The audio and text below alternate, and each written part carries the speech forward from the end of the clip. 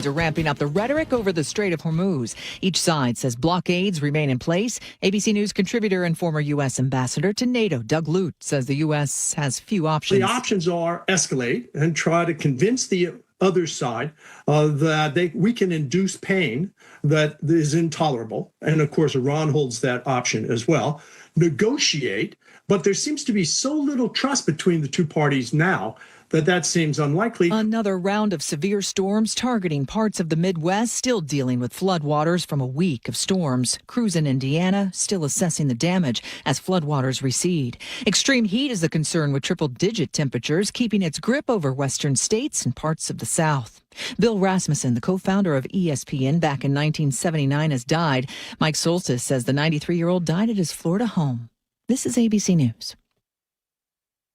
In Las Vegas, the murder trial resumes in the 1996 drive-by shooting of rapper Tupac Shakur. Dwayne Keefe D. Davis is the only person charged with his murder. ABC's Alex Stone is tracking the case. They're getting into the autopsy, graphic photos in court, identifying features, his face, his tattoos, where the bullets went in and out of his body. A medical examiner showing how the autopsy was done, even though those who did it are no longer alive and no longer working for the Clark County Medical Examiner's Office, but describing what the report says. Getting into some of the videos from MGM, the night of the murder, when there was a fight leading up to the shooting. They're going into all of this evidence. Davis's defense says a published admission that he had a role in the killing was just a false confession. In Oakland, California, the latest trial against Meta is underway. The parent company of Instagram and Facebook facing a lawsuit by nearly 30 state attorneys general, alleging the platforms have a negative impact on younger users' mental health. Meta denies the allegation. In a recent survey, our state is one of many filing a lawsuit against Meta. More on that straight ahead. But first, a check on your commute brought to you by 425 Magazine. In Fife, we've got a collision north 5 at Porter Way. It's in the HOV lane, and we have got a bumper-to-bumper backup as you approach 54th. Tacoma to Federal Way right now is taking you about 20 minutes. That's about a 10-minute delay. Otherwise, the South Sound, we're looking good. South 5 into Seattle, crowds from Northgate to the Ship Canal Bridge. Linwood to Seattle closing in on a 25-minute drive. North 5 just a little crowded between the West Seattle Bridge up to the Columbia Tower, and then a brief backup right there at 520.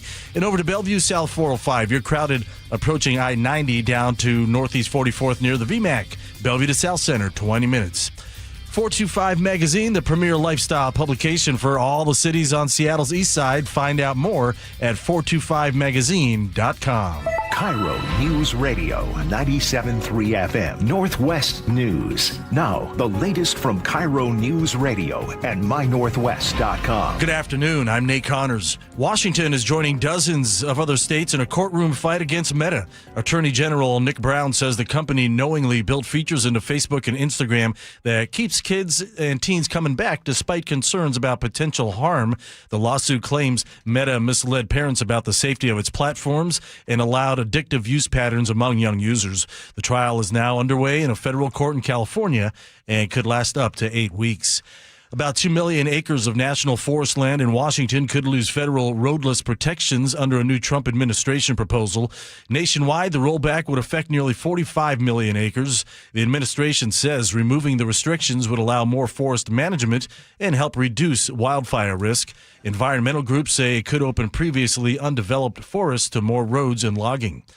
A new survey by the Seattle Metro Chamber is adding fuel to city's debate over police surveillance cameras. KIRO 7 TV's Brandon Thompson has more. That survey conducted last week showed 75% somewhat or strongly support CCTV cameras being used after 911 calls. 74% support cameras near big events like Seattle Center or in Pioneer Square, where Mayor Katie Wilson turned off cameras after the World Cup. They were fine during the World Cup, but right now they're not. I did ask Seattle Mayor Katie Wilson's office about the city-owned cameras that are off. Her office says that everybody in the city deserves to stay safe. They pointed to the audit of privacy and civil liberties she began in the spring, saying that they hope to get those results this fall. Renton is one vote away from a new ban on camping on public property. The latest from KIRO News Radio's Tim Hull. Most of those who spoke at Monday's council meeting opposed the idea, including Brandon Conley, who says he's a successful successful software engineer today, but was homeless in the past. Too many of us are one bad day away from losing everything. What separates the people in this room from the people this ordinance targets is not character. It is a safety net that happened to hold up. After an emotional 2-hour meeting, now, kindly, I really need you to stop the outburst. the council advanced the measure on a 3-2 vote. Officers would first offer available services. Repeat violations could lead to trespass charges, prosecution, and fines of up to $1,000. Final vote September 14th. Tim Hull, KIRO News Radio. Pierce County has moved to a stage 2 burn ban. It kicked in yesterday across all of unincorporated Pierce County. That means no outdoor burning at all. No recreational burn pits, no backyard fire pits, no yard debris fires. The fire marshal says worsening drought and growing wildfire risk forced the change. And now your KIRO News Radio weather. Morning clouds turning mostly sunny through the week with highs pushing to 80, 78 for our high this afternoon. Overnight lows right around 60. Mostly sunny with that upper level wildfire smoke hanging around, 65 in downtown Seattle. I'm Nate Connors, KIRO News Radio. Your best source for local news, serving Western Washington and the world with the KIRO News Radio app. Always streaming live on your smart speakers. You're listening to KIRO News Radio, Northwest News. And now, it's time for the Jake and Spike Show on KIRO News Radio. With your hosts, Jake Skorheim and Spike O'Neill. Welcome to the show. Happy Tuesday to everybody. It's my first day of the week. I was gone yesterday. I'm happy to be back. Spike O'Neill, welcome to the show. Happy back, buddy. Happy to have you, man. Happy back. Yeah, happy back. Very happy. Got my happy back because you're back. I'm happy. I'm happy too. We're just a bunch of happy idiots around here. We have so much stuff to talk about today. We have a lot of good stuff and a lot of these are really interesting topics that you and I are going to chew on. We will discuss, including, we're going to tell you just a little bit about KIRO Goose. Which is That's our lead story. Which is not the lead story. And I can't believe CNN didn't go with us. I cannot believe. Those guys are worthless. I'll tell you about a KIRO Goose, because everybody wants to smile. And then we're also going to talk about, there's a lot of good stuff. The Public Disclosure Commission is investigating. They've taken it. We talked about the story, I think it was back in May, maybe. But there had been a complaint filed against a local reporter, Brandy Cruz, who also, she's like a big online person. She's got a huge following. She reports on lots of stuff. I like her a lot. She has great work. People might disagree with that, but she's a good friend of mine for many years. Somebody filed a complaint against her alleging that she's basically not disclosing monies or in-kind donations, essentially, that she is a part of. Is her show content political advertising? Yes. Isn't that the charge? Or the accusation? That's what the accusation is. There's no charges. It's a hearing being held. And Let's Go Washington is involved in this as well. And the Public Disclosure Commission is involved in this because a Sammamish City Councilwoman, who obviously does not like Brandy Cruz, is talking about all this. We're going to get it at 2 o'clock. I don't know your opinion on this, Spike, but it's going to be interesting because I mean, you could probably guess what my opinion is based on the lead up here. But at 2 o'clock, you and I are going to get more into that. We got some audio, and we can kind of dive a little deeper into that because this could end up being a big headache for a lot of people. So we will discuss at 2 o'clock. Here's what I'd like to start with, though. Speaking of a headache, can we talk about Katie Wilson for a second, Mayor of Seattle? Sure. Her new rap video. I'm kidding. No, but are we allowed to show just a quick aside? No, I don't think we're allowed to show it. Are we allowed to show it? We're not allowed to show it. I think content would not even copyright. What is she doing in it? She's she's just dancing. She's just dancing. She's just dancing. Yeah. And the fact is literally something that nobody has ever asked to see, but she's dancing seriously. on a video. It's not the quality of the dancing that prohibits us. And I'm not going to. Guilt by association is one of the 7 deadly sins, I believe. It's just not good. Guilt by association. But you can draw a lot of inference from who you spend your time with and who you're seen with. She's in a video dancing a little bit with a rapper. I think it's a rapper. I'm not sure the genre. I don't want to misgenre an artist. Okay, I've listened to it. Doesn't sound like classical or country music. I think rap is a fair assertion. Yeah, but there's a rap hip hop. I don't. Anyway, she's with an artist. Is that a different thing? She's rap and hip hop. That's what I'm thinking. But I don't want to misgender or genre. Misgenre. We got that coming up too. Got lots coming up today. Katie Wilson is seen dancing with a rapper. I'll go out on a limb here. But this the artist's other content. That's the stuff we couldn't show you. Oh, funny. I didn't even look into that. Yeah, I just saw her dancing and I was repelled. Yeah. I went, turn away. Sure, the physicality alone is off-putting, to be kindest. To be honest, it's the physicality is not what bugged me. When you see somebody, you know how... Okay, so if you're a person who has to perform on stage, okay, one of the worst things that you can do, let's say you have like dynamite material and you're a person you're very entertaining on stage. Let's say you're a comedian or something. I'm not a comedian, you're not a comedian, but like if somebody were, I don't know, are you a comedian? Do you ever do stand-up comedy? No, once. Terrifying. Yes. But you know when you see it, right? You know when you see comedy, it. Yeah. Yes. And despite this being funny, it's obviously not planned to be funny, but it is funny to watch. The problem that I have with it, though, is I have no idea who this guy is and his rapping or hip-hopping or whatever you want to say it is. But the awkwardness of Katie Wilson standing next to this guy trying to dance is palpable. Yeah. And whoever in her office shoved her into this video and said, you know what you should do, Katie Wilson? Why don't you, like, bust a move and let's endear film yourself to a certain portion of the electorate. Boy, isn't everybody going to love it. I mean, if the goal is to repel everyone, then I would say that she's doing a fairly good job. If you're going for the uncoordinated vote, you nailed it. My goodness. We can't show it. So we talked a bunch about it, so I wish we could show it. But that's not why you want to talk about Katie Wilson, though, right? You had other... Oh, yeah. No, these are other things about Katie Wilson that people don't seem to like. Actually, this first group likes this. There's a couple of groups who organized a walkthrough of Seattle Police Department's real-time crime center. The two groups were Seattle Indivisible and Communities Not Cameras Coalition. So you can probably guess how they're going to feel after viewing the real-time crime center about cameras. One of the organization's founders, or at least spokespeople, who goes by the name of whatever this guy's name is, Cawthorn? What's his first name? Does he just go by Cawthorn? Is that his rap name? Oh, Cliff Cawthorn. Cawthorn. Probably not a rapper. Just go with a one-name thing. Probably it's not really a rapper. Cool. All right, so he came out of the real-time crime center after going through this walkthrough. Because cameras are they're a big conversation lately. Katie Wilson, as soon as FIFA ended, she shut them off. And then we just had an incident early hours of Sunday morning where there was yet another shooting at Pioneer Square. And we'll tell you about that in just a second. But cameras could have played a vital role.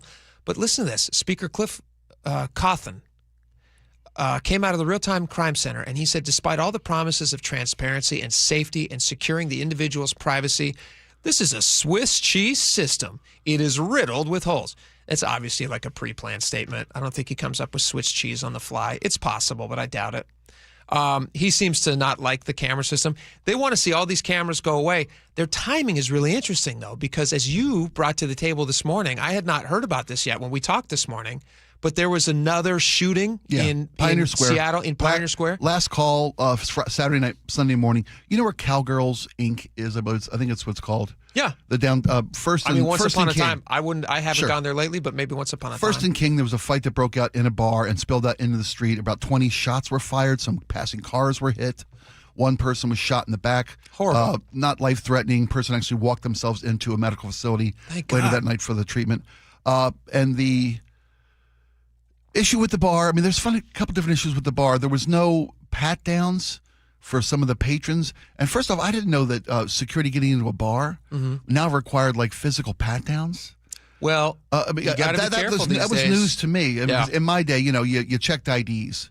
The biggest thing that could go wrong for a bar is such an underage drinker in there. Nowadays, you got much more serious stuff. You got to worry about be concerned shootings. about. Well, there were women involved in this altercation and this shooting. Women. And the fact that the doormen didn't have the capacity to properly search some of the bar patrons led to the shooting that was, again, started in the club. The fight spilled out. Oh, because they were able to stash the guns in places and that generally aren't patted down. The doorman's not going to pat down certain. I hear you.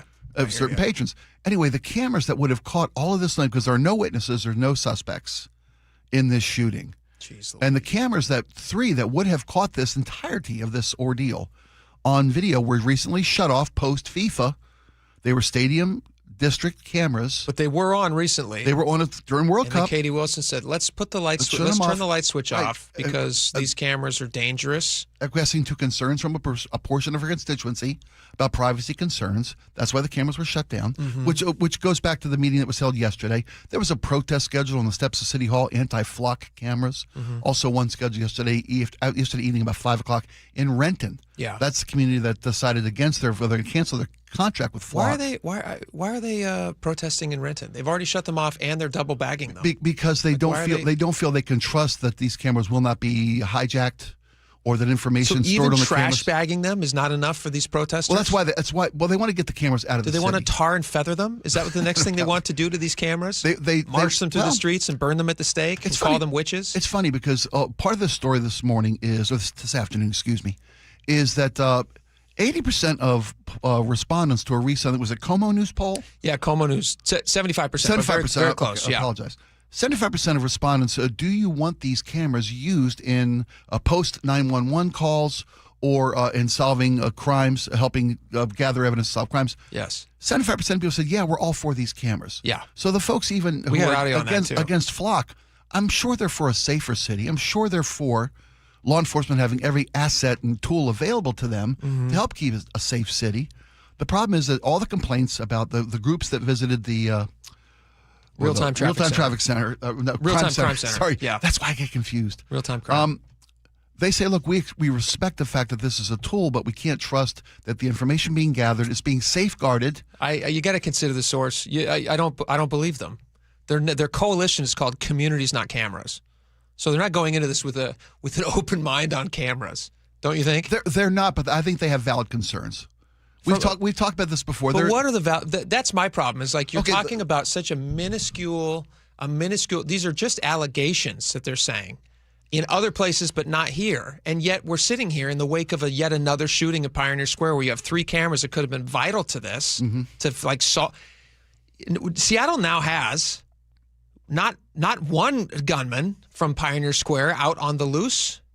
We also have the Bite of Seattle gunmen. Or men, or people. Gun shooters. People. I know, right? Might be more than one, because they don't have cameras. I would have assumed everybody in the Pioneer Square on Saturday night would have been guys shooting guns, but no, there were some women involved too. We are equal opportunity. Cameras would have been great. Would have been great. Listen to this security guard talk about just like some of the issues with patting people down and all this stuff that happened at Cowgirls. And again, these were women allegedly involved in this. Everybody inside the club immediately laid down, hit the deck, music turned off, and we had to escort everybody out the doors. Meanwhile, posted directly above that very intersection, and 2 others just 1 block away, are 3 Axis surveillance cameras, which were among the 22 installed by the city for the real-time crime center network in Soto and Pioneer Square, which were turned on to keep tabs on the crowds of the FIFA World Cup this summer. However, the mayor's office elected to stop the camera feeds immediately after the games finished, citing their ongoing concerns over data security and federal agencies tapping into the footage, concerns that city council members have said there is no evidence for. Instead of doing all this footwork and leg. You literally have Seattle city council members saying, like, listen, there's no evidence for this. Don't shut these cameras off. And then you still have, but Katie Wilson, is this like another one of her police windows? Is she just like peeking in between her rap dance moves? She's just peeking in and has all this insight that nobody else seems to have? Well, there's some of the folks have insight into this. There's a company that runs these CCTV cameras for the city of Seattle. Okay. It's a company called Axon. Okay. The problem is that these companies, they're not in the they're saying that the local organizations, law enforcement organizations that gather this information, they have sole control of this, except that they can upload all of the information gathered from any one of these law enforcement agencies up into their cloud. They can upload all this information, which then can be and they're in the data information business. They're not in the security business. They're in the data business. And people are concerned that there's no protection for the information gathered by these cameras in the city's hands, in the law enforcement community's hands. It's safe. There are laws in place. There's a shield law in place. There's laws in place to keep it safe. So we agree that the city should have cameras. The city should have cameras. I agree. Everybody agrees. And they should be using these cameras and not putting plastic bags over them and then ritualistically marching them through the streets. The problem here, as I see it, is just that we can't trust the people who are gathering this information to keep their word that the information will not be compromised or given to folks outside of the intended use of this information. Like who? Like federal government. These cameras have been used. We're talking about the city here. We are, yeah. But these city organizations, not just Seattle, other municipalities that have these camera systems, also run by Axon. Okay, Other municipalities have given information to federal agencies who are monitoring protesters, gathering information on who's protesting. They're monitoring information on who is traveling with regard to medical treatments, whether it be pro-life groups or anti-immigration or anti-LGBT groups. Let me ask you this question. I got to be honest. I feel like we're really far afield of what we're talking about, which is that the cameras who are filming people shooting bullets in downtown Seattle, why do those cameras have to turn off? Because somebody's scared of something from the federal government. Because there's evidence, there's cases, there's evidence that. Where? I'll gather for you and show you. Gather it for me and show me. I wouldn't be saying that if it wasn't documented. I know that you've heard that there's evidence of it, but Seattle, the city of Seattle, do they not have access to cameras that they can run? City of Seattle, they can't run cameras. They don't have CCTV cameras. Yeah, but they're not controlled by the federal government. Well, they have these cameras. Okay, so they do have these cameras. Some of them are on. They're on in the International District. They're on North Aurora Avenue. Right, the mayor turned them off around Pioneer Square and around the stadium districts. But why would she do that? Is my question. If they're on in CID, which is like, I was just in the CID on Saturday. I went down to the Seahawks game, and we get off at the International District, and we walk through. I've been up by Aurora. I've driven past that. We've had all the countless stories about the gang violence and the what was it? It was a funny name. Horrible thing, but funny name. What am I thinking? Pimp Wars. Oh, Pimp Wars. We got the Pimp Wars. Funny name. And all the prostitution that's happening and all the sex trafficking and all of the... I get you. So cameras are okay there, but she's shutting them off here, and then there's bullets flying, and then the response is, well, federal government, so we should be okay with them shutting these cameras off. I think it's okay to say, like, you guys are scared of a book, not you. People are, like, introducing a boogeyman when they should be trying to solve crimes that are happening in downtown Seattle that seem to be easy to solve because there's cameras available. I get you. The problem is, if the people who are seeking this information and getting this information, whether it's law enforcement officers who are hacking into these systems to pursue ex-girlfriends or ex-wives, there's evidence that happens. The system isn't safe enough. Okay, so because there might be one police officer out there who's hacking into a thing to try to trace an ex-girlfriend, which would be illegal. It is illegal. Okay, right. so it's illegal actions that he's doing, and I'm assuming it's a he because you said ex-girlfriend. A police officer doing something illegal. In that tiny, minuscule example, that does not justify, in my head, shutting all the cameras off in Seattle when there's bullets flying in a very dangerous area. That doesn't make sense. You're throwing the baby out with the bathwater in that case.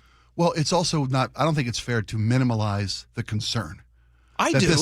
I don't. I think this information has been gathered surreptitiously and with intent of, cataloging people who are anti-government or against this administration, who are for civil rights that we protect in this state, that we voted to protect in this state. We're talking about... It's not a boogeyman. Yes, it is. We're talking about... Yes, it is. We're talking about Pioneer Square, bullets flying. Do you want those cameras on? I wish we could have them. Wish we could trust the federal government. So you don't want the cameras on? I do want the government. I do want the cameras on. Yes, of course I do. So the answer is yes. We all want the cameras on. Yeah, and I want to be able to trust that the information gathered is not going to be taken for purposes it wasn't intended. So you don't trust the mayor's office? I don't trust. It's not the mayor's office I don't trust. You don't trust SPD? It's not. Again, have you heard anything I've said? I'm listening, but I'm trying to connect the dots. You're saying federal government. When I say that there is examples of intrusion into these systems. Yeah, which you'll give me on the break. Yeah, sure. Glad to. I'm glad to look it up. Sure. I don't have it in front of me. But the evidence of these breaches of security by people who aren't supposed to have these, whether it's local law enforcement communities foregoing local laws and sharing because they feel it's right to share that with the federal government. Okay. That information is getting out there to folks. So that's the concern the mayor's office has. Let's say that you are correct and that these things are happening in a small number. Which do you think is more dangerous? It's not a matter with the lesser of two evils here. But that's what I'm asking. But that's what I'm asking you. You have bullets flying and crimes being unsolved by the Seattle Pioneer Square.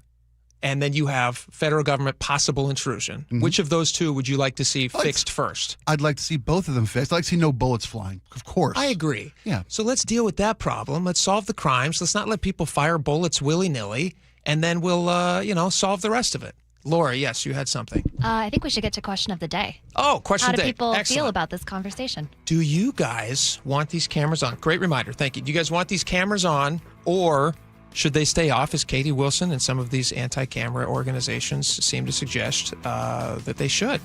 These Swiss cheese systems, as they are described. We will get back to that at 1:30. A lot of great stuff there.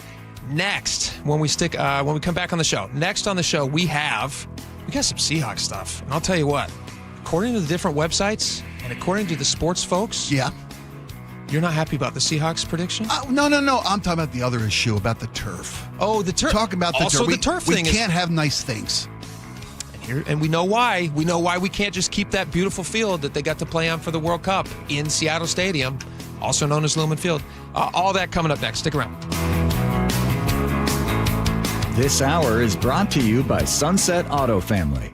KIRO Newsradio is honored to bring home one of the nation's top awards in our industry, the prestigious National Edward R. Murrow Award for breaking news coverage. One award is the result of our team's hard work every single day, and none of it would be possible without you. You trust us with important information every time you choose us. Whether you listen over the air, on the KIRO Newsradio app, or you watch us on YouTube, thank you. Hey, how's your money situation? Are you ready for retirement? Well, if you want to know what the pros are doing to make wealth multiply and retire like royalty, then you need to listen to this show, Sound Path Through Retirement, with Ben Koval and Matt Leibarger. Get your money right and tune in every weekend, Saturdays at 10 a.m. and noon on KIRO News Radio 97.3 FM. Paid political announcement. Hey, Seattle, did you know your groceries could be getting more expensive? Seattle City Hall is considering an ordinance that could put grocery rewards and coupons on the chopping block. The mayor's proposed fair pricing ordinance could have the exact opposite outcome and make everyday living more expensive. Protect Seattle Savings is a coalition dedicated to defending the everyday savings that Seattle families rely on. Visit ProtectSeattleSavings.com to learn more and join the cause. Paid for by Protect Seattle Savings. Guys, I'll never forget the first time I saw somebody get results at our clinic. He was an 81-year-old man who hadn't been intimate with his wife in over 8 years. Viagra had stopped working for him, and he was desperate for help. After several treatments, he walked into my office and told me he couldn't believe the results. Needless to say, this was a very happy man. This man made me a believer in what we do. He had taken pills for years, but he had never fixed the problem. When he came to us, we fixed the problem. Our treatment does what no pill can do. So give West Coast Men's Health a call today. Speak with our clinic manager. Ask him any question you like, how it works, the science behind it, and even the cost. Change your life today, like the thousands of men who already have. In addition to treating ED and Peyronie's disease, we now offer testosterone replacement therapy. With clinics in Redmond and Tacoma, call 206-519-6541. 206-519-6541. Online at westcoastmenshealth.com. Eric Johnson here. I spent the past 30 years working to help make our community better informed, better protected when it comes to consumer issues, and better equipped to take on whatever life throws at us. That's why I love the free Washington Accident book series from Davis Law Group.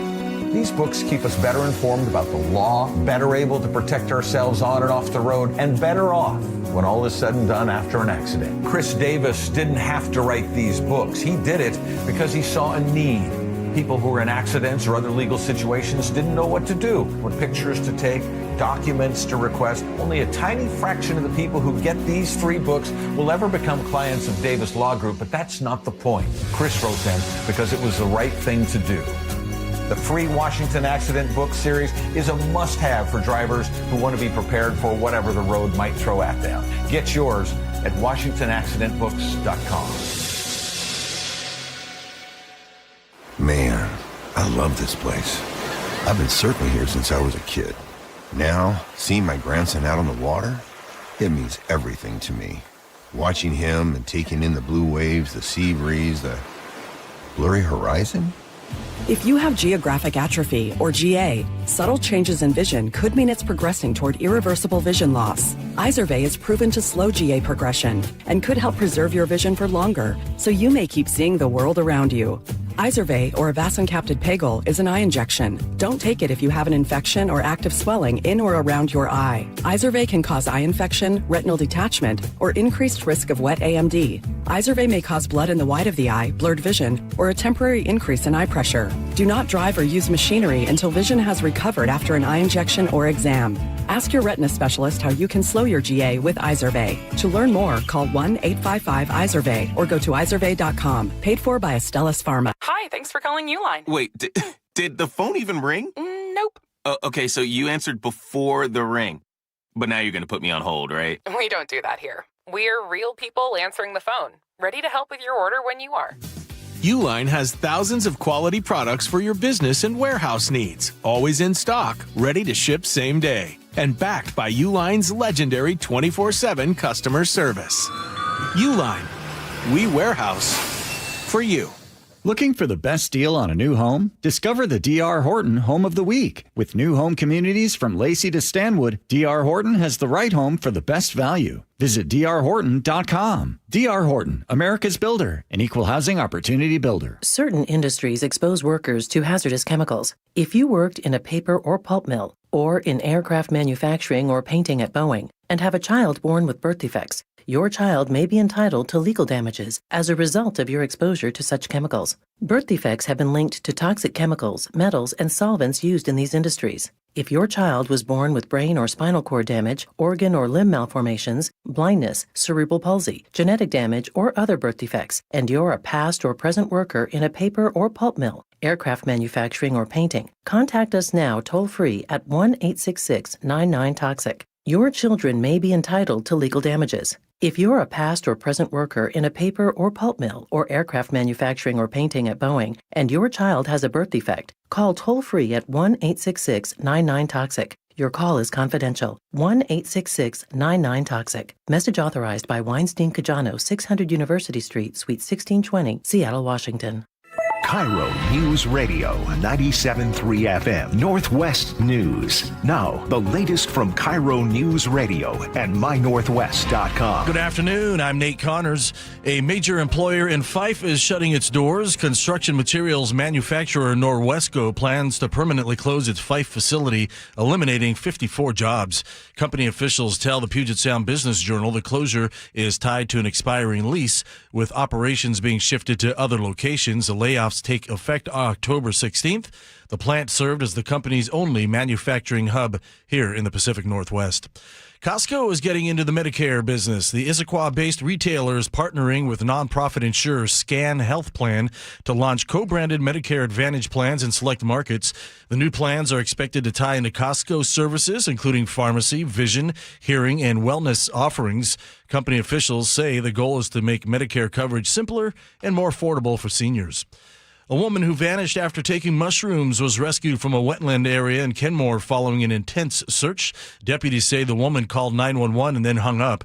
Crews tracked her phone near a swamp along Northeast 185th Street and 73rd Avenue Northeast. After an hour and a half of searching, deputies heard her yelling for help. Am I in trouble? No, you're not in any trouble. We're just worried about you. Yeah, we're worried about you. How does this happen?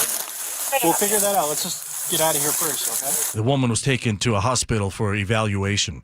King County prosecutors are working to file charges against 3 suspects accused of shooting at undercover cops last week in Seattle's Rainier Beach neighborhood. This happened during an operation that investigators say ended with the suspects crashing into another driver's car before opening fire. The police still trying to figure out exactly what happened. However, they are filing charges against one of the suspects for identity theft tied to evidence found inside the car. Police say undercover cops were following a car when those inside started shooting. SPD says officers did not return fire but chased the car down, which crashed into another driver near 51st Avenue South and South Ryan Street. Those 3 suspects ran, one even trying to carjack another car, but all were caught. That's KIRO 7 TV's Eric Thomas reporting.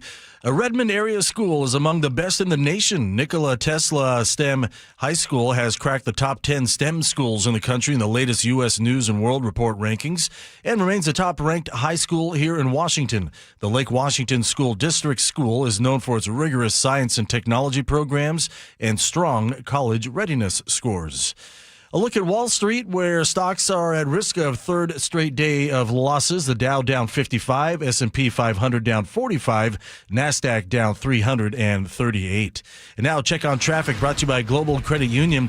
North Marysville, North 5 and 136th Street. We have a collision blocking your right lane. We're stacked up to the outlet mall right now. Linwood to Seattle, 25 minutes, 15 minutes North 5 through downtown. So the commute through Seattle right now looking pretty good. Over to Bellevue, South 405. We're crowded from I-90 down to the VMAC. Bellevue to South Center, 20 minutes. And in Fife, we cleared that earlier collision, North 5 at Porter Way, and that earlier backup has cleared out as well. The Hood Canal Bridge just went up for a marine crossing. Global Credit Union, where members enjoy no-fee accounts and early payday with direct deposit. Learn more at globalcu.org. All right, 78 and mostly sunny today, mixed in with some upper-level haze from wildfires. We'll have the same forecast through Friday. Morning clouds turning mostly sunny with highs pushing 80.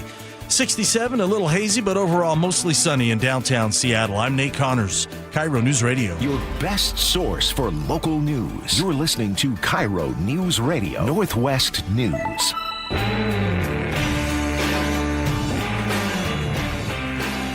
Welcome back to the show. All right, 1 o'clock. We got a lot of stuff coming up. Just a quick tease. 1 o'clock, we got the 1 o'clock rundown. Top stories coast to coast. 1:30. It's a really hot hour, actually. People always say that to me. Anytime I see anyone and they talk about the show, they go, 1 o'clock's a hot hour. They say those exact words. I'm like, really? Everybody says the exact phrasing? Never been hotter, buddy. It's never been hotter. Okay, so we have the 1 o'clock rundown. At 1:30, we do a question of the day responses. And today is a really interesting one. We talked about at the start of the show. There was a shooting over the weekend, Pioneer Square. The 3 cameras directly outside of where the shooting happened were recently turned off by Katie Wilson. So the question is, should those cameras be on, or do valid concerns possibly over how that information is being used, does that justify those cameras being turned off? Like, which is more important? So we'll get to those at 1:30. Also, we're going to have feeding time at 1:49, last segment of the 1 o'clock hour. Spike looks at his social feeds. I look at my social feeds. We find out what the algorithms are shoving down our throats. And wanted to go with puppy yoga again today, but I've done it so many times. So much puppy yoga. Puppy yoga, you just can't greatest. Do it. So today's going to be goat yoga. Or goga. Or goga. We actually do have a story about a goose, which we're going to get into. We want to move it to the 1 o'clock hottest hour on radio? We should. It's a hero hot goose, man. All right, we got to do this real fast. This is all right. This is great. Seahawks. All right, so I went to the quick aside. I went to the game, the first preseason game on Saturday. Yes, on Saturday. Yes. I took my 6-year-old who has never been to a Seahawks game before. It was so much fun. It's great crowd. It's such a great crowd. Yep. It almost feels like minor league baseball because the stakes are just not there. So people are just chilled out. It's not about it's not a playoff game. Right? Yes, right? I mean no you're pressure. not even. The downside is all the stars are like they're wearing the jersey, but they're also wearing snow just cones just chilling and stuff. out. Yeah. The only time I saw Sam Darnold was he was doing like a sideline interview and just continuing his his growing he's got his flip flops on. I mean, he's just chilling, totally chilling. So he's not playing. But you did get a chance to see some of the players who are maybe on the bubble, and as those guys are fighting. By the way, people knock preseason football because of the caliber of play on the field. But these are guys playing. The stakes are so high, though. You get it. These are people playing for their lives. Yes, they are playing for their lives. Imagine if you spent. Imagine you're a 22-year-old, 23-year-old young guy. You have spent your entire life, tirelessly, and no matter what you say about professional athletes, how much they're just like naturally gifted, you cannot get to the highest level without being naturally gifted and an insane hard worker. Right, exactly right. So these guys have gone through college. They're probably the best player to ever come out of whatever small town they come from, and then they get their like very short, tiny little window to make an impact in preseason. Yeah. You just are trying to touch the ball and not drop it. Make one impression on a coach. Give a coach a glimpse of what you can become under their tutelage. Yeah. The last 5 guys that make a roster and the last 5 guys that don't make a roster, there's no difference between these guys. It's a matter of the right guy at the right place at the right time, right circumstance. And these guys, literally, they could be 10 in bar next week if they don't make this roster. And that's the cool thing about preseason football. Yes. And the cool thing about Hard Knocks, which highlights sometimes these guys who are on the bubble and maybe not going to make it, turns them into like heroes, even though maybe they're not the most talented guy or they just haven't had a chance to grow into their talent yet. You still get to see the struggle as they're trying to realize this lifelong dream. You're rooting for these guys so hard. Anyway, Seahawks lost, by the way. They look like crap. But ESPN, they did look like crap. But we see a bigger picture. Cowboys look really good. No way. Cowboys look pretty good.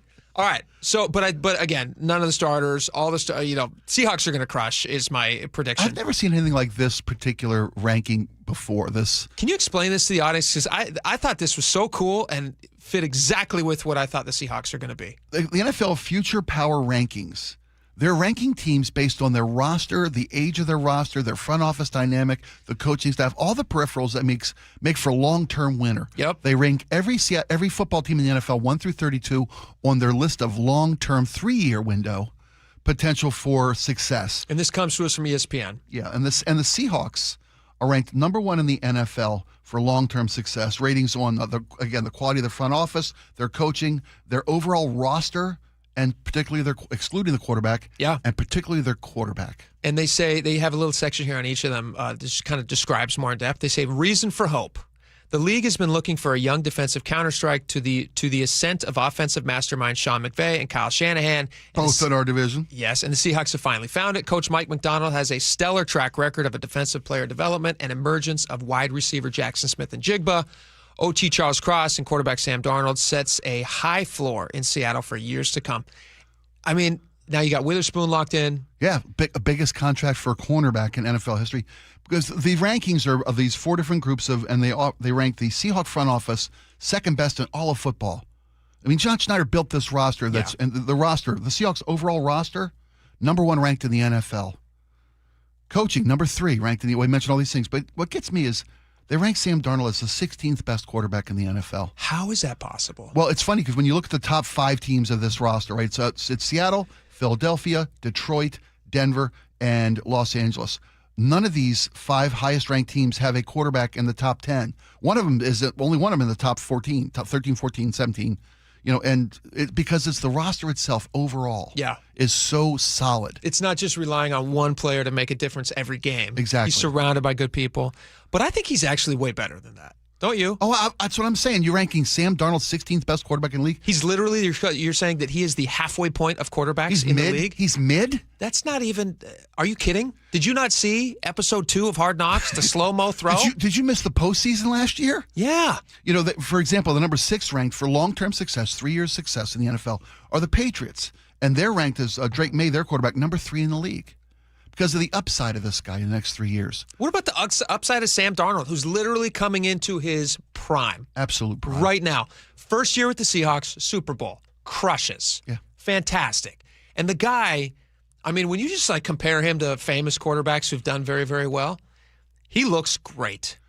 God forbid anything happens to him. You bet. He's a hardworking guy. He doesn't go crazy off the field. He seems solid. He seems like nothing seems to faze that guy, which is what you want in a quarterback. You don't want somebody going out there getting super excited, some Johnny Football type guy. We've seen them all. Yeah. Sam Darnold is and we talk about how he's kind of boring. That's exactly what you want. So was Matt Hasselbeck in his day. Yeah. Right? Just to get it done kind of a guy. But Sam's got such skills. We talk about the last 5 guys and who make it and don't make it, and it's the situation. Darnold was considered a bust coming out of New York. They gave him a rehab one time in Carolina. That was a bust as well. Insane. But now look at him. Right guy, right place, right time. Then he crushes in Minnesota, and they decide to get rid of him. They went for the rook. I have a buddy who is from Minnesota who just sends me text messages all the time about how angry he is at Sam Darnold. I got buddies from Baltimore. When the Ravens let McDonald go. Yeah. I get the same text from Baltimore. You guys are so lucky. Isn't it nice to be on those end of those texts? Nice. It is nice. All right, we got a lot more coming up. We're going to tell you about a hero goose. Boy, this story is just a dime a dozen. We've heard this a million times. But it saved a family and a bunch of farm animals. So we got to give it its moment. Yeah, we're going to talk about it. And we got audio, so stick around. We'll be right back.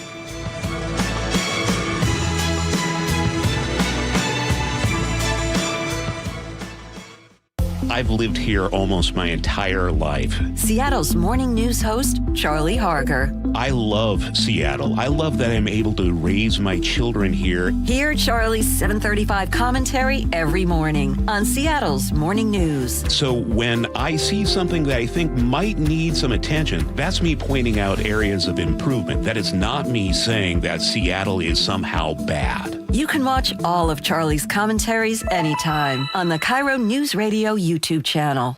Hey, Spike O'Neill for Ageless Living. I'm part of what they call the sandwich generation. It's not because of what I eat. It's because I'm still helping my kids find their way in the world, and it's time for me to start looking at helping my parents enter their phase of their life where they may need some assisted living, some memory care. I'm glad I met the folks at Aegis Living. They were voted number one in the country by Seniorly Magazine, number one senior living community in all of America. 60,000 communities surveyed nationwide, 500,000 reviews, and Aegis was ranked number one in the USA. Incredible amenities, incredible care. Go to agesliving.com/spike and book a visit today. You'll be glad you did. There's a sink at the brink and a drain that's a pain. DayandNight.net. Slow drain? Backed up toilet? Call Day and Night to save $100 off any drain cleaning. Hi, I'm Bruce with Day and Night Plumbing and Heating. From a slow drain to a major backup, no drain is too big or too small. Whether we're your first choice or smart second opinion, I guarantee our experts will solve any drain problem, day or night. Now get $100 off any drain cleaning. DayandNight.net.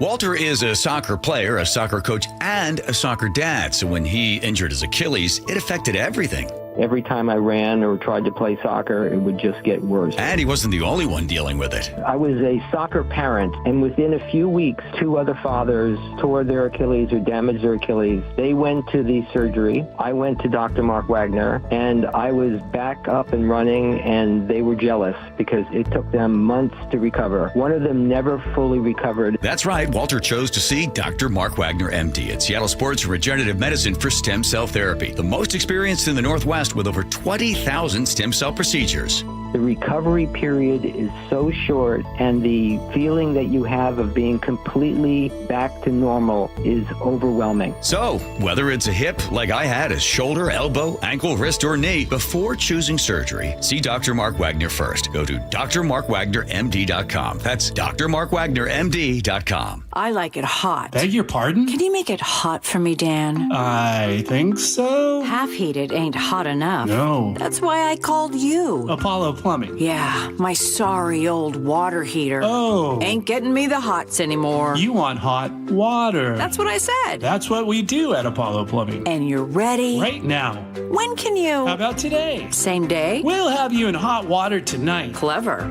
How about an upgrade? A tankless water heater would mean endless hot water. Now you're cooking. That's just for starters. Starters? How about we make it a worry-free water heater? Worry-free? Wrenchie's worry-free warranty. Which covers? Repair, service, all included. And when it wears out? Apollo replaces it. No extra charge? Nothing. Nil? Nada. As an Apollo A-List member, you're covered. And payments? To fit your budget with approved credit, of course. And I'm hot again. Worry-free. That's for me. We're on our way. Thanks for making it hot. We're ApolloPlumbing.com. This is a special alert to all Americans who own a vehicle with less than 200,000 miles with an auto warranty about to expire or with no warranty coverage at all. Due to a decline in the economy, CarShield is announcing a low-cost month-to-month vehicle protection plan that is now available to the public to save any driver out-of-pocket expenses on future auto repairs. Call now to find out how you can pay almost nothing for covered auto repairs. Yes, you heard that correctly. Pay almost nothing for covered auto repairs. An open phone line has been established for all drivers to call for a free quick quote. Call 800-292-4541 now. Drivers who are covered will not have to pay for covered repairs again. This protection plan is at an all-time low. Additionally, drivers who activate this vehicle protection today will also receive free roadside assistance, free towing, and car rental options at no additional cost. Call us for your free quick quote today. 800-292-4541. That's 800-292-4541. What do you have to lose? Call 800-292-4541. Again, 800-292-4541. Hey, it's Jason Rance here again with Greg Nunn from Nunn Better Tax Resolution. Greg, there are some folks getting CP 504 notices. This is not something that should be ignored. You need a professional.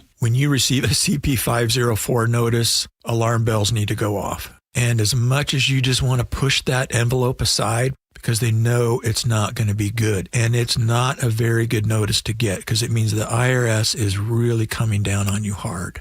Get help right away. Call somebody that knows what they're doing and get some assistance. How have you helped? We help them by understanding exactly where they're at. We interview them, we talk with them, find out. We'd like to know, how did you get here? And then we make a plan whereby we do our level best to help people with this struggle they are having now with their taxes. Judgment free. Judgment free. If you're having trouble with the IRS, call Greg Nunn with None Better Tax Resolution, 425-947-1967, or Google NUNN, None Better Tax Resolution. This is Justin Shirley, CEO of State Roofing and Exteriors. Our summertime savings event means 0 down, 0 payments, and 0 interest for up to 24 months, backed by our unbeatable warranties. Call 866-ROOF-ROOF or visit stateroofing.com today. All right, welcome back to the show. This is a really, man, if I had a nickel for every time I've heard a story like this. There's a family in, I believe this family was in... it's Texas, right? In Texas. Yeah. Yeah. You get Richmond, Texas. There you go, Richmond, Texas. You have this little girl and her mom that go to a goose. What is this? Where'd they go here? They get to hold geese. It's an expo, right? A goose expo that you might find in Texas. There we go. Yeah. A goose expo. They go. The Texas Poultry Exhibition. There it is. Poultry Exhibition. Expo. Little girl falls in love with this goose. And because they live on a farm, the mom reluctantly agrees and says, all right, you can take the goose home with you. A few months later, 3 months later, actually, the dad, whose name is Bert Gerber, which is a perfect farmer's name in Texas. His name is Bert Gerber. He's awoken in the middle of the night because he hears a loud, unfamiliar honking noise. And this is the aforementioned goose. Now, he's probably thinking when he wakes from his stupors, like most parents do, like when I wake up in the middle of the night and my kids wake me up, it's always kind of like you're just getting your footing. You're kind of like, all right, what's going on? Is there an immediate threat assessment? Sure, you're in your half dream state. What am I really hearing here? And then you figure out, usually it's just like, all right, I got a kid who's got to go to the bathroom or needs to, be kind of like helped back to sleep. And that's usually all it is. In this case, he found out that his farm was about to burn down. And so he is able to do what he needs to do to put it out really quick. Well, listen to the description of this. And when they later go back and watch the video, because they have their house up on cameras, they find out that this goose, whose name is Goosey, by the way, which is also a perfect goose name. That's what happens when you let your kid name a goose. Goosey. That's your first and only choice? Okay. The goose alerted the family in the middle of the night and saved not only the family's life, but all of the animals in this farm. Listen to this. I was watching TV, and I conked out on the couch. Several honks in the middle of the night, a sound the family hadn't heard before. Their barn on fire, and Goosey sounding the alarm. And I just casually came outside, and I saw fire bellowing out of there, and I grabbed a water hose and ran over there. Quickly, he put out the flames. The animals inside somehow safe. If I hadn't been woken up, I think a couple more minutes, it would have been out of control. Like, what in the actual heck? Did my goose actually do that? Months ago, Chelsea Gerber didn't even want a goose. They went to a Hug a Goose event, and that's where Elaine fell in love. What made you want to? By the way, I just got paused there real fast. If you are taking your family to Hug a Goose events, you're doing something right. Yes, you are. Yes, you are. Yes, you are. And you let that kid bring the goose home. You let every single time. Well, I mean, when we got him, he was so small and he was just so fluffy. When I got to pet his head, he would just rest his head on my arm, and it just made me tear up. Now, the goose she wasn't sure about is their unlikely hero. I definitely don't regret getting the goose, I'll say that. They're even thinking about getting him a friend, a Lucy, for Goosey. And then we're going to get babies. I can start my own business. Listen to the dad in the background just laughing. This reminds me of that kid last week we talked about who wanted to sell lemonade so he can buy some. Some Ezra. Goats. Want to buy some goats, some Icelandic goats. Icelandic Kids goats. On farms, man. Making cash. The making greatest. Sweet stacks of cash. Sweet stacks, fat stacks of cash. Is that what he said? Animals really are, though. They're intuitive, and they do have, like, protective abilities. I often, associate that with dogs. Oh, absolutely. But absolutely. I wouldn't necessarily associate that with a goose. Well, the goose obviously was startled by the flames, right? And doing what gooses do, they react. On a farm, they heard the honking. Yeah. That's fantastic news. It doesn't have to be a farm. This would work in a city. Heck yeah. Right? City if a city goose, sure, man. I mean, your neighbors, but neighbors be glad when the building caught on fire. Sure. And Goosey was sounding the alarm. Yeah. You betcha. This is great. Have you ever had any animals that have done extraordinary things? Like saved your life from burning down a farm or something? We lived in the city, nah. I woke up in a house fire. Yeah. When our remember home, you saying that. When our home burned down, I woke up literally because just the heat of the flames and the crackling of my furniture woke me up. That's insane. Yeah. My dog, by the way. Were you on the second floor, by the way? Second floor, yeah. And was your whole family asleep, or you were home alone? I was home with just my younger brother and sister. I was babysitting, and it was late. I hadn't thought about this now, though. My dog was nowhere to be seen. Really? He checked out. Our dog was outside. It ran, saved himself. I hadn't thought about that. That's a selfish dog. What breed was it? Let me guess. Please. Let me guess. Wiener dog. No. Irish setter. That makes sense. I know, right? That makes sense. Please, I hadn't even thought about that. Yeah. I blacked that out. If you would have I defended my blocked that out. If you would have had like a black lab, or like drag me to safety. He would have dragged. Yep. He would have woken you up. I already got the kids. You never even would have known about it. Right. He would have put the fire out. Right. Raise the leg. That's what he would have done. But what is it, Irish setter? Irish setter. Is that a yappy dog? Not kind of a woofer. Okay. Lazy. Lamb. That dog is selfish. Selfish, lazy dog. Should have had a goose. That selfish, lazy dog wanted you dead. A goose would have woke me up sooner. I might have saved the house. We lost everything. You should have had a goose. Dang it. All right. We have a lot more coming up. It's not all goose talk. We got the 1 o'clock rundown. We got top stories coast to coast. Interesting ones today, too. Meta lawsuit, Paramount lawsuit, and then a celebrity passed away. It's really sad, actually. We'll talk about all that coming up. Stick around. Dear Ursula, I have a group of friends who have bonded over... Hi, I'm Ursula Boytine from the G and Ursula Show, and I'm launching a new podcast called Ask Ursula. This is your space. Real life, real questions, whether it's about family, friendships, love, and yes, even the fun stuff like travel and finding your signature scent. Hit me up and ask your questions at mynorthwest.com/Ursula. I look forward to connecting with you. At mynorthwest.com and the G and Ursula YouTube channel. Sleep Number's new collections are designed to adapt to the changing nature of your life and your sleep needs. Whether it's the personalized comfort of the Comfort Mode mattress, the targeted pressure relief of the Comfort Next mattress, or the Climate Collection that actively cools or warms to help you fall asleep and stay asleep. And now, all beds are on sale during our biggest sale of the year. Save 25% on the new Comfort Next Luxe, plus free delivery on any mattress. Ends Monday, only at a Sleep Number store or sleepnumber.com. Tired of hearing scary radio ads about the IRS? Tax Relief Advocates is different. TRA is here to tell you that if you owe money to the IRS, whether it's $5,000 or $500,000, we have a solution.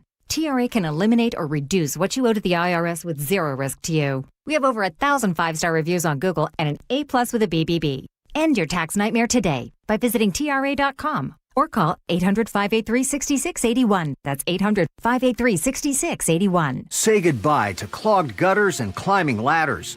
With K-Guard by Guardian, leaves stay out, water flows freely, and your home stays protected year-round. Enjoy true peace of mind. No maintenance and no rust. Choose from a variety of colors to match your home's look and boost your curb appeal. Ready for hassle-free gutters? Protect what matters most with Guardian, the original Make Your Roof Last company. Visit GuardianRoofing.com to learn more. Guys, if your energy is down, your workouts feel harder, and your drive isn't what it used to be, it may not be aging. It could be low testosterone. At Revive Health here in Seattle, the first step is simple: a free testosterone exam and consultation with an experienced medical provider. We'll review your labs, symptoms, and overall health to determine if testosterone therapy could help improve your energy, strength, and performance. And for a limited time, qualified patients can get started with a free month of TRT. Revive has helped over 120,000 men since 2011 improve energy, sleep, mood, and confidence. If something feels off, don't ignore it. Get answers and take control of your health. Call 206-529-1111. That's 206-529-1111. Or visit revivehealth.com. Revive Health. Elevate your vibe. Must medically qualify. Terms apply. Contact Revive for full details. At Carrier, we know that a comfortable home is a happy one. Whether it's with innovative breakthroughs in heating and cooling efficiency, or with different ways to control your home's temperature and air quality, we are always imagining new ways to make your home totally comfortable. Turn to the experts and let your local Carrier Heating and Cooling dealer improve your home's comfort and efficiency. Visit CarrierNorthwest.com to find an expert near you. Carrier, turn to the experts. Hi, how can I help? Well, my husband and I feel like we've outgrown our current money manager. I see. Our lives have changed, and we need something more than just mutual funds to help us in retirement. She's right. I hear that often. At Fisher Investments, we'd start by getting to know you, your finances, family, health, lifestyle. We tailor a portfolio around your goals and needs. Sounds good. Can you help with estate planning? Yes. We have a team of specialists who can help you with estate planning, Social Security, investment income, and more. We'll get to know your whole financial picture and help keep you on the path to a comfortable retirement. And your fees? We have a simple, transparent fee that's a percentage of the value of your portfolio. So we do better when you do better. I feel better already. At Fisher Investments, we're clearly different. Learn more at FisherInvestments.com/different. Investing in securities involves the risk of loss.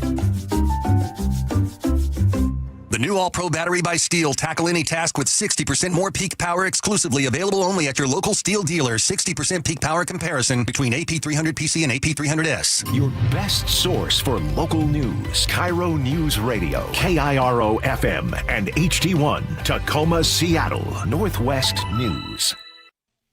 ABC News, I'm Michelle Franzen. In Pennsylvania, the alleged ringleader of a cocaine drug ring involving Penn State fraternity members and houses surrendered today. State Attorney General David Sunday says former student Agostino Abatiello was arraigned. 13 others also charged. The evidence showed that cocaine was primarily packaged at the fraternity houses, and that packaging was done by fraternity brothers and oftentimes pledges. Penn State officials say they are cooperating with the investigation. In Ohio, the mayor of Toledo confirming that 2 employees from Brent Industries died following an explosion and fire. The cause of the explosion remains under investigation. The U.S. and Iran continue to battle for control over the Strait of Hormuz. President Trump claiming now that the strait is under a U.S. territory. Iran calls that claim delusional. Liberia announced it will receive up to 1,200 deportees from the U.S., marking the largest deportation arrangements with the Trump administrations. This is ABC News.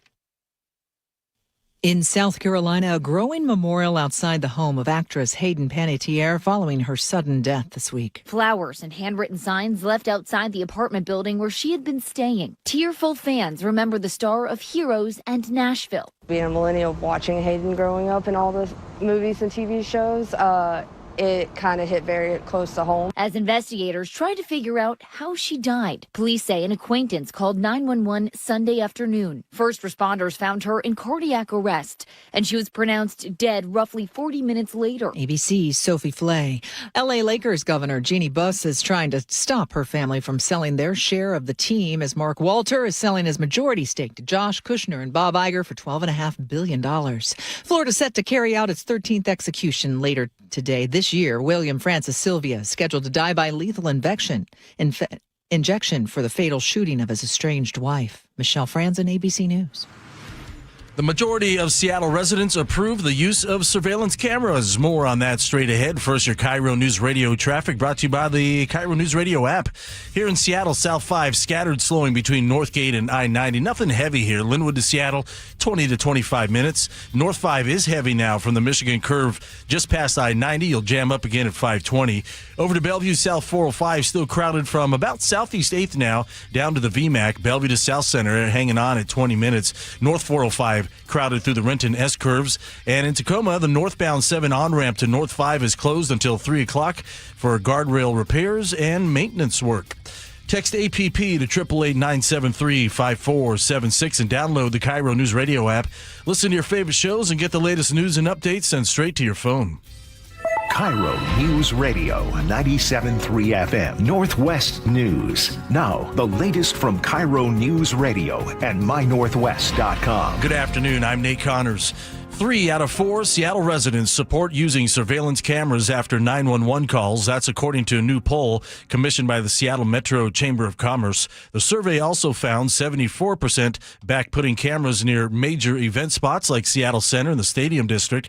Chamber CEO John Wynn says people just want more tools to keep their families safe, But not everyone is on board. Members of the Community Not Cameras Coalition toured the city's real-time crime center yesterday. They say the visit raised even more concerns about privacy and oversight.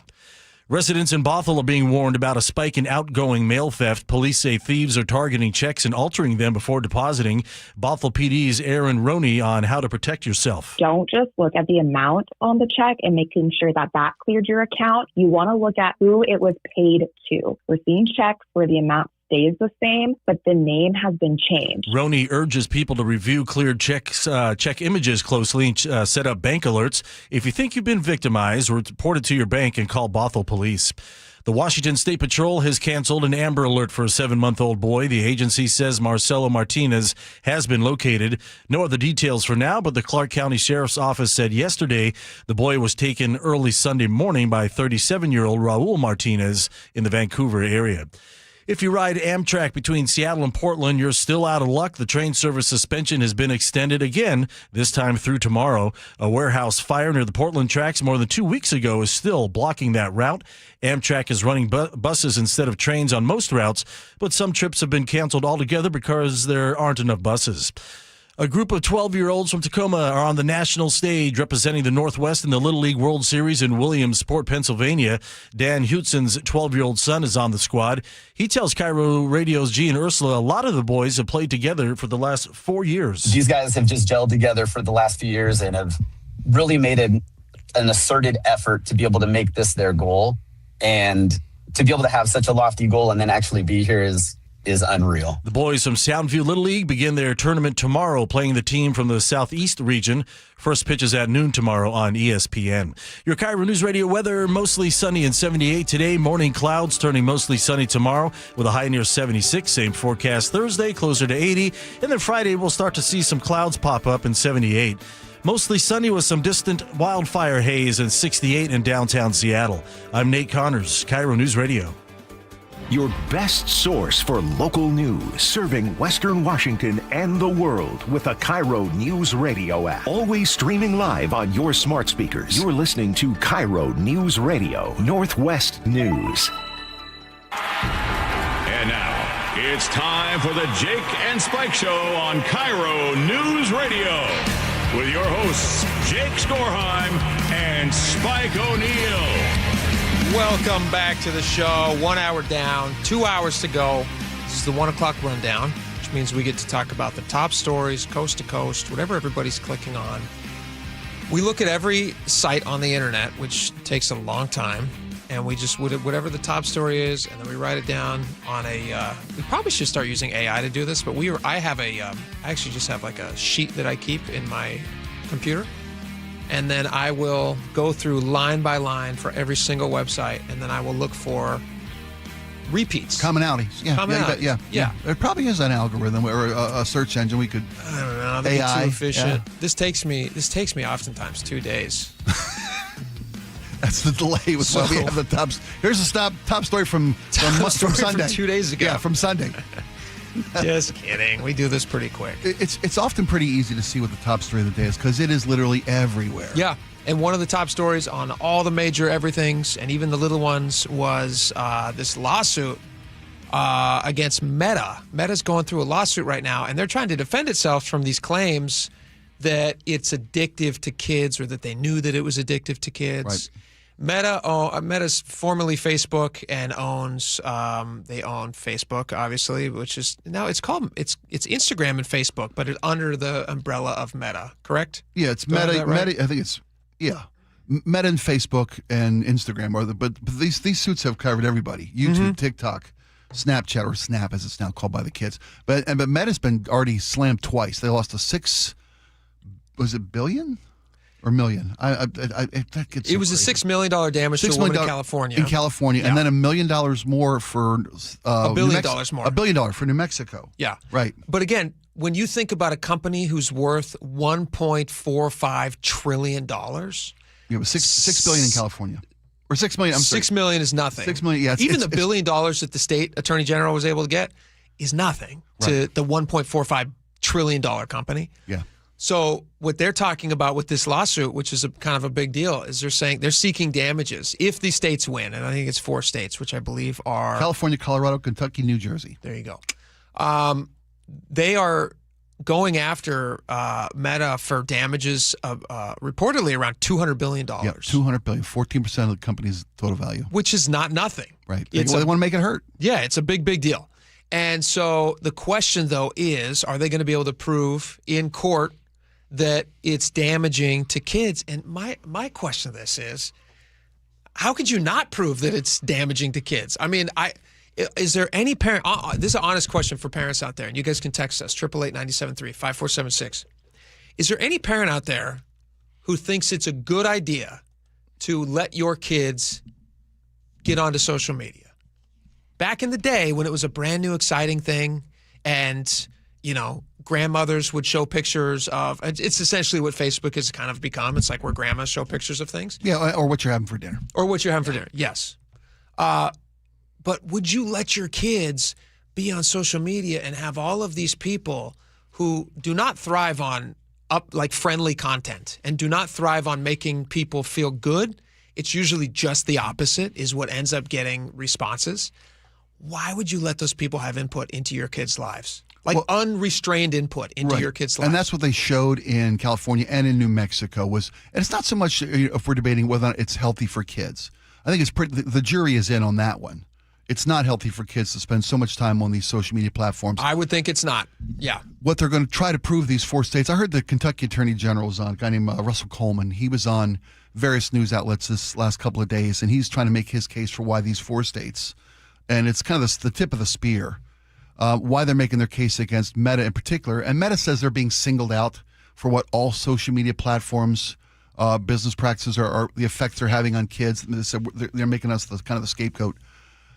What Kentucky and the other states are trying to prove is not just that they're bad for kids, but that they knew they were bad for kids, and they ignored the information that told them, research told them, the detrimental effect that their social media platforms, and more particularly the algorithms which engage and addict their users, are harmful. Social media is mentally harmful for kids, socially harmful for kids, physically harmful for kids, all these different factors. They knew about it, and they ignored the dangers. They presented a false facade of safety to parents. Meta's pushback is, hey, this is a parent's job to keep their kids from overusing our product. Now, I agree with Meta on that. Well, there's validity to that. That they should that parents should be the ultimate deciders of what kids are going to be doing. Agreed, but the Kentucky AG said, look, Meta also, when this was first becoming, 15 years ago, when this was first making its way into American life, Meta reassured parents that there were safety guards in place and that these were, it was harmless and it was safe for kids. But was telling parents, not telling them about the way that they geared their algorithms to engage, to keep kids coming back, to play into the psychologically addictive properties. It's the addictive stuff that people are saying. They knew what they were doing, and they did it anyway for money. That's the AG's point. And you think about that age, you got nothing going on. Like when you were that age, when you were like 13, 14, 15, if you had access to something like this, where you could have like a little peek inside. I mean, like it's almost like a Katie Wilson window. You could have a little peek inside other people's lives, see what they're doing. Right. Number one, you just cannot help but like see the comparisons, which are never a healthy thing. I mean, like that's the first thing that you should teach your kids is like, don't compare your life to other people's lives, because I promise they got problems that you can't see that you do not want. They're putting a false front up there, and you can't compare yourself to the fantasy they're putting out. 100%. Plus, you're avoiding the awkwardness that is teenage years and adolescence and growth. And you're hiding behind this facade that's not real. Right. And then where you feel like, honestly, you're getting all these endorphin rushes because you feel like you can curate a life that you wish you were living. And and I can understand, that would be very addictive. It'd be great. And if you can't do that, you feel inferior. Sure. And you feel worthless. Let's not even get into the bullying aspect of social media these days. And hell, you used to have to just be a lot popular on your playground. Now you got to be popular with the whole damn world. The entire world. It's not fair to kids. When I'm old enough to remember when Facebook first became a thing. So I remember seeing the social media, or the Social Network, the Aaron Sorkin movie, which was excellently done, really good. Music by Trent Reznor, very, very good. I remember seeing that movie, having just experienced that rollout of that just a couple years earlier in my lifetime. Because when I was in high school, like the very end of high school, Facebook came out, and then it became, or like maybe the first couple of years of college, And it was a very exclusive thing. It was only for people with .edu address. Like first, it was only people at like certain Ivies. Right. And then they expanded, and then it was to EDUs, and then it was just like, all right, anybody with an email and a pulse. Now that you're out of college, you still want to have part of this world, you bet, yeah. Yeah, but it became something that used to be, at least when it was like just college students, there was at least some gate of, all right, you at least have to be, I mean, unless you're Doogie Howser, you're not in college, and with a .edu address, unless you're over 18 and you've likely graduated high school. So at least there was some barrier there to entry where you just assume that you're surrounded by other people who are legal adults. Yes. And now it's like you're feeding this very addictive thing to kids. It's like just throwing sugar at kids. Any parent in their right mind knows that you just like can't let kids choose their own diet because they'll just eat sugar all the time and kill themselves. And you don't know who's throwing what at your kids, and you hope it's sugar. I mean, the things that it's the predatory platform that are social media networks for these. One of the things that Kentucky AG, I keep referring to him because he had made such great points in the interview I heard. He said, look, it's not just the $200 billion we seek to teach them a lesson. It's also injunctive relief, which means having them change how they do business. The $1 billion settlement in New Mexico is going to be geared toward restorative services for youth with regard to mental health care and educational information about how to keep youth from getting into this scary world of social media addiction.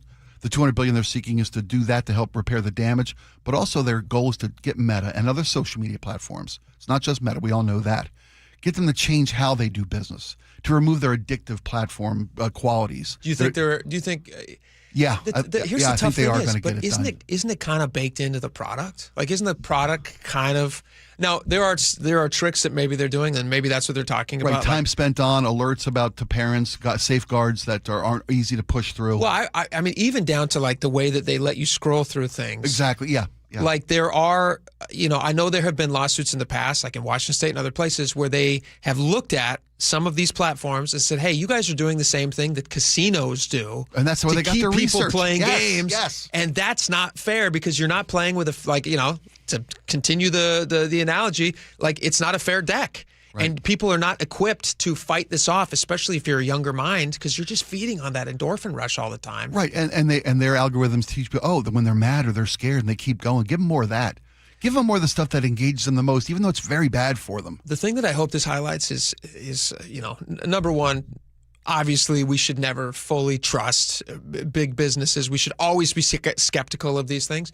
As a parent, you should always be skeptical of anybody who wants to get close to your kids for any reason, because they're either trying to sell you something or, God forbid, what else. Yeah. Parents should also be empowered to say, like, hey, you know what?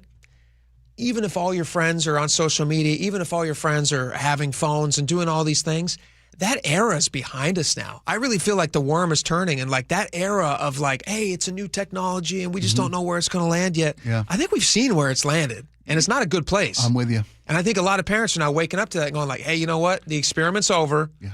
It's not good. Let's go back to just like, we have a story we'll probably get to later about how you have parents who are saying, my kids are not allowed to use any screens in schools. I mean, beyond just social media, no screens in schools. Yeah. I want them using printed out stuff in class. If you want to assign them a PowerPoint, they're happy to do a poster board presentation in class, just like you and I did growing up. It's not all going to be like corralled onto Google whatever or Apple's whatever. Right. It's people who are wanting like to step out and say, hey, we're going to unplug from this matrix that you're trying to shove everybody into. Yeah, but absolutely true. And I can't wait to get to the story. It's a parent's responsibility to make sure their kids are getting safe input into their lives. Yeah. But it's going to take some help too from the companies that are pushing this product. And that's what the lawsuits are seeking. Yeah. And it's just a little bit everybody. Just stay away from them. Yeah. That's what my advice. All right. Speaking of lawsuits. Yeah. This is a very interesting one. So we told you about this recently. There was, what was it? It was Paramount and Warner Brothers. Yeah, the merger. Warner Brothers originally was trying to merge with, was it Netflix? Warner Brothers and Netflix were talking about doing a merger, which was kind of looked at as a fait accompli. Do you remember this? Like before Paramount stepped in and said like, hey, hold on a minute. We want to do this hostile thing. So we force you guys to address that we're offering a better deal. It got such pushback that one of the two parties pulled out. Well, right. As I understand it, Paramount was offering a richer deal to shareholders. Okay. And you have Warner Brothers, who was going to sell their catalog and basically become, I believe it was Netflix. I could be wrong about that, but it was a big streamer. So they would become, like, think about that. If Netflix suddenly had like all the Harry Potters and all of the Batmans, and like that would be a giant big deal. And Paramount was like, hey, hold on a second. If you guys are selling, we're interested, and we want you guys to look at our offer as well. So they end up coming to some sort of an agreement for, was it $110 billion? Is that the number? That's sticking out in my head, but I don't know if that was you're right. Okay, that's it. Yeah. $110 billion. Yep. So they are pushing forward with a merger, and then you have, led by California State Attorney General, who obviously has a big entertainment industry in their state, and for some reason, Attorney General Nick Brown of Washington. Well, in a dozen states. In a dozen states. Yeah. But in Washington, where they have almost no film industry. Yeah, but they want one. Yeah, but I think this is for different reasons that he's doing this. But they stepped in and said, hey, we're going to file an antitrust lawsuit against you. And now the update to the story is Paramount is now seeking, because Paramount has agreed that while this case is ongoing, in order to keep everybody happy with the potential merger down the road, what they're saying is we're going to pay, what is this thing called here? It's a fee. It's a it's a ticker fee. Is that what it's called? A ticker fee? They want the states that are suing for antitrust violation. Yes. They want them to pay $1.88 billion. Is that what it is? Yeah, almost $2 billion. Yeah. To cover the cost, they say, of fighting the antitrust lawsuit and the delay of the merger itself, how much money it's costing them to not get this merger done. Here's why it'll cost them money. Let me read you from the New York Times piece. Paramount agreed to a so-called ticking fee under the terms of the merger agreement, meaning that beginning September 30th, it would pay Warner Brothers shareholders an additional 25 cents per share per quarter until the deal closes. The amount could add up to roughly $650 million in cash value per quarter. So by the time, according to their attorneys, they're saying by the time the trial concludes and the parties submit their final briefs, Paramount will have paid Warner Brothers shareholders an unrecoverable $1.3 billion in ticking fees alone. Delays also threaten to nullify the regulatory approvals that defendants have already spent months securing. So the question now becomes, if they are successful, or here's a wider question, maybe not just if they're going to be successful. Do they have merit in going after the states, of which there are, 12? 12 Is that states, right? 12 states, yeah. 12 states, so it would be to the tune of somewhere around like $100 million something a state. Do they have merit in going after those states for some of those fees that they're saying they're going to be on the hook for, Paramount is, to keep this deal ripe while this plays out in court? I don't think they are. I think it's a cost of doing business. You're asking for a merger that these states feel is illegal. They're suing over antitrust violation, right? I mean, if it bears out that they were allowed to do this merger, maybe if they win the antitrust lawsuit, then they have cause to go after the states that held up their business and cost their potential shareholders money. That seems like it could be. Yeah, that seems like it could be. I mean, right now you're asking, say, look, I want to do this, but we don't know if it's legal or not. We're deciding if it's legal. We're gonna charge you all the money we could have made with this business. I mean, if the antitrust lawsuit wins, and they decide the merger is violating of antitrust laws and it's an illegal merger, then, because they couldn't make money because they couldn't get their illegal merger done sooner, I don't think the state should be on the hook for that. They're fighting the legality of it, and they may or may not have a case in court. What's interesting, though, is we talked about this last time we discussed the story. These states did not go after one of the more recent giant mergers in the Disney-Fox merger. They didn't, and to me, I don't see any difference in those two giant companies merging, and I don't understand why Washington State, which would have been Bob Ferguson at the time, or some of these other states, why didn't they go after that merger? I think this is a politically motivated antitrust. Yeah, could be. Because the Disney-Fox thing was for like $70+ billion, and they didn't seem to have a problem with that. And that obviously, that was a merger of two big companies that had separate entities, separate filming and production. That's all under one roof now of Disney. Which is why when you go on Disney Plus, you can watch things from anything. You can watch anything. Yeah, I can get the Zapruder film up there next month. It's like I can watch my outdoor home improvement shows on my Disney Plus, which is wild. Anyway, we'll see how this thing plays out. It would be interesting though if they do award this to Paramount, Washington, because Nick Brown jumped on this thing. Yeah. They could be on the hook for a big amount. All right, real fast before we, speaking of Hollywood, before we get out of the 1 o'clock rundown, did you see this Hayden Panettiere passing stuff? That's tragic. That was so sad. I mean, was she 38 years old? 36 years old. She died Sunday. She was 36. Her birthday would have been this Friday. I saw in one story. Oh, really? She's about to turn 37, yeah. Golly. Obviously, she had a lot of well-documented issues in recent years. She had like sobriety stuff. She had some drug stuff. She had like some family issues where there was a child that she had to give to her. She had postpartum depression issues after the birth of her child. She surrendered custody of her child to. Was he the boxer guy? Wasn't it? He's Ukrainian. Wasn't he a Ukrainian heavyweight boxer? And her ex took their child to Ukraine. Yeah. That dealt with part of her mental struggles. Her addiction struggles then reared their ugly heads again.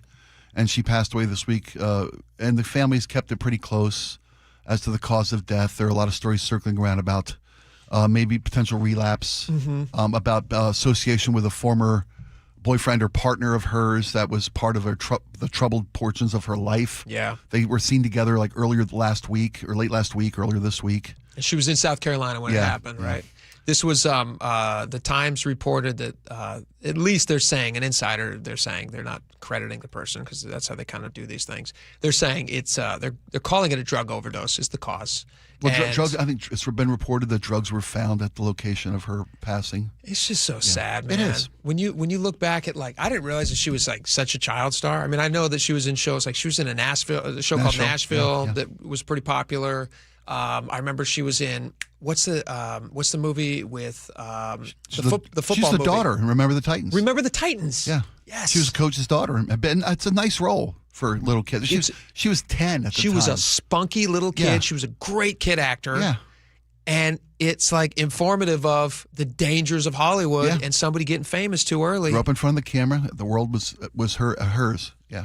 It's sad because it's like, how many times do we see this story where somebody who grows up getting a ton of fame and attention, who just never has a chance to put down real roots in life because all your relationships that you have with people are all based on fame, and they're not. They're all transactional. Yes. Michael Jackson is like the perfect example because kid never had a childhood. Yeah, all these Hollywood people. I mean, you see stories of successful child actors who have transitioned into adulthood and professional careers. There are numerous examples of them, but they're rare. But there are far, far more cautionary tales of child actors who just fell upon the limelight dimmed, the luring, the seduction of fame and success and all of its trappings overtook their lives. Yeah.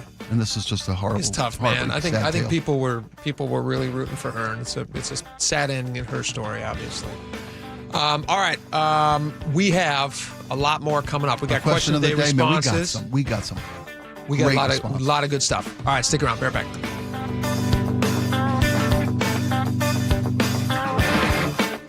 This hour is brought to you by Insulation Northwest.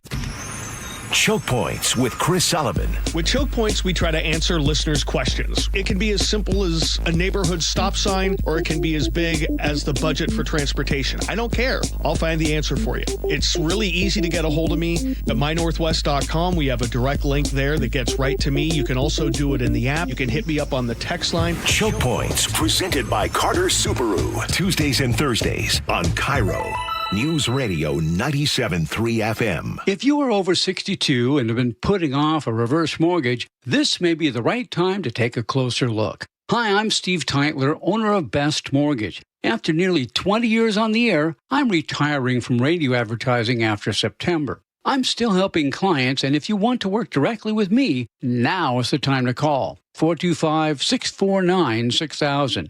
Our reverse mortgage could help eliminate your mortgage payments, pay off debts, and give you more breathing room every month. It's not right for everyone, but for the right person, it can be a very smart financial tool. When you call Best Mortgage for a free consultation, you speak directly with me. I'll explain your options, answer your questions, and tell you honestly whether it makes sense for your situation. If you've been thinking about a reverse mortgage, don't keep putting it off. Call me today at 425-649-6000.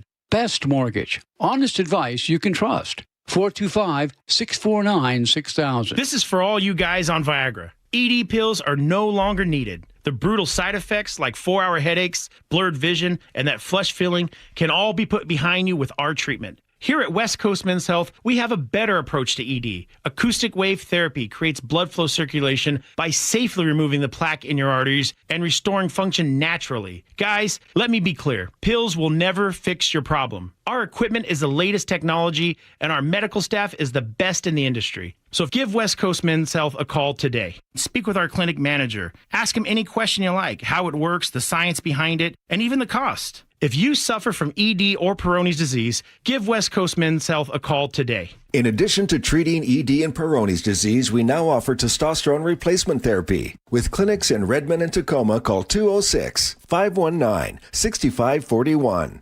206-519-6541. Online at westcoastmenshealth.com. Your old water heater's starting to peter. Day and Night has $150 off installation of any new water heater, including tankless, backed by a free lifetime warranty. Hi, I'm Bruce. When your old water heater leaks or fails, the damage could be catastrophic. Whether you need an emergency replacement or you're planning ahead before it leaks, give us a call and we'll help you get into hot water again. Get $150 off installation of any new water heater. Dayandnight.net. Jane is a small business owner. Tell them what that's like, Jane. Yeah, well, it's like a roller coaster with a lot of ups and downs, and some days things can feel like they're flying off the rails. Yep, it's a lot. But the Total Solutions Advantage only from Comcast Business can help you manage it all. With the largest, fastest fiber-powered network designed for 100% reliability with business internet and wireless connect. Nice. So everything stays on track. The Total Solutions Advantage. No one does business like Comcast Business. The more solutions you add, the more you save. Get started today with a qualifying internet package for as low as $60 a month when you add an advanced solution. Plus, new customers, ask how to get up to $1,500 in prepaid cards when you add 2 lines of mobile to a qualifying gig bundle. Don't wait. Call today. Limited time offer. Restrictions apply. New customers only. 1-year agreement, paperless billing, and automatic payments with bank account required. $60 offer requires 300 meg internet, security edge, and additional qualifying service. Equipment, tax, and fees extra. Prepaid card offers end 9/13/2026. Our local tax expert and advocate, Greg Nunn, understands the pressure that comes from owing money to the IRS. Don't let that pressure build. Call None Better Tax Resolution. From stress to success with IRS Solutions. Google NUNN. None Better Tax Resolution. Join the conversation and text your favorite show on the KIRO News Radio text line at 888-973-KIRO. That's 888-973-5476. Powered by Muckleshoot Casino Resort. When you order a ride from a rideshare company, do you know what you're getting? Big rideshare companies have been caught failing to protect passengers from dangerous drivers and not supporting drivers and passengers after an accident, all to protect their profits. That's why if you've been injured in a rideshare vehicle, you need Davis Law Group to protect you. Their in-house team of investigators and legal staff has a successful track record of taking on rideshare companies, and they've won millions. Visit DavisLawGroupSeattle.com. KIRO News Radio 97.3 FM Northwest News. Now, the latest from KIRO News Radio and mynorthwest.com. Good afternoon. I'm Aaron Granillo. The Trump administration pushing forward with the plan to roll back protections on about 2 million acres of Washington forests. The story from KIRO News Radio's Tim Hole. It's at least the third attempt to repeal the 25-year-old roadless rule. Nick Smith with the American Forest Resource Council says it would give forest managers more flexibility and better access for firefighting. In order to manage our forests, you need forest roads. And so it would give firefighters better and safer opportunities to access fires before they burn out of control. But Tom Uniac with Washington Wild says adding roads could actually increase wildfire risk. Most fires start near roads because most fires are started by people. Nearly 45 million acres would be affected nationwide. Tim Hole, KIRO News Radio. Months after that deadly tank failure at a paper mill in Longview, crews have started dismantling the damaged tank at the center of that disaster. Killed 11 people. Investigations by state and federal agencies into the cause of that collapse are still underway. For the closing bell reports, back-to-back days of losses on Wall Street with investors anxious over rising debt and inflation. The Dow lost 116, NASDAQ lost 355, S&P 500 down 53 points. If you're in the market for a used car, ABC's Michelle Franzen says, buckle up. The average used car sold for about $27,000 last month. That according to Edmunds and Blue Book. Prices may not rise much for the rest of the summer, but long-term trends are working against consumers. Used car shoppers looking to spend less than $15,000, though, can expect limited selection and tariff threats could push prices even higher. Home builders are feeling the pressure of high interest rates. ABC's Jim Ryan says the Census Bureau reported a dramatic drop in housing starts. No region of the country was spared the bad news, but the Northeast saw the steepest drop. Housing starts last month fell 9.9% compared to June and nearly 16% below July of last year.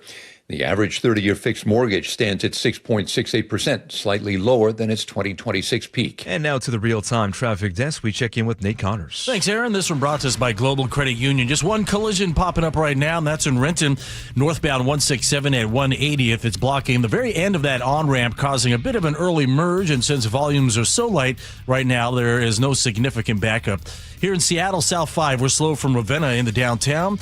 North 5, heavy at the West Seattle Bridge past I-90, and then just another tiny backup approaching 520. 15 minutes to get you through this. Over to Bellevue, South 405, we're starting to get heavy now between Southeast 8th and Northeast 44th. Once you get to the VMAC, though, you're going to clear out right away. Bellevue to South Center is up to a half-hour commute. North 405 is crowded through the Renton S-curves. And in Tacoma, that northbound 7 on-ramp to North 5 remains closed until 3 o'clock for guardrail repairs and maintenance work. Global Credit Union, where members enjoy no-fee accounts and early payday with direct deposit. Learn more at globalcu.org.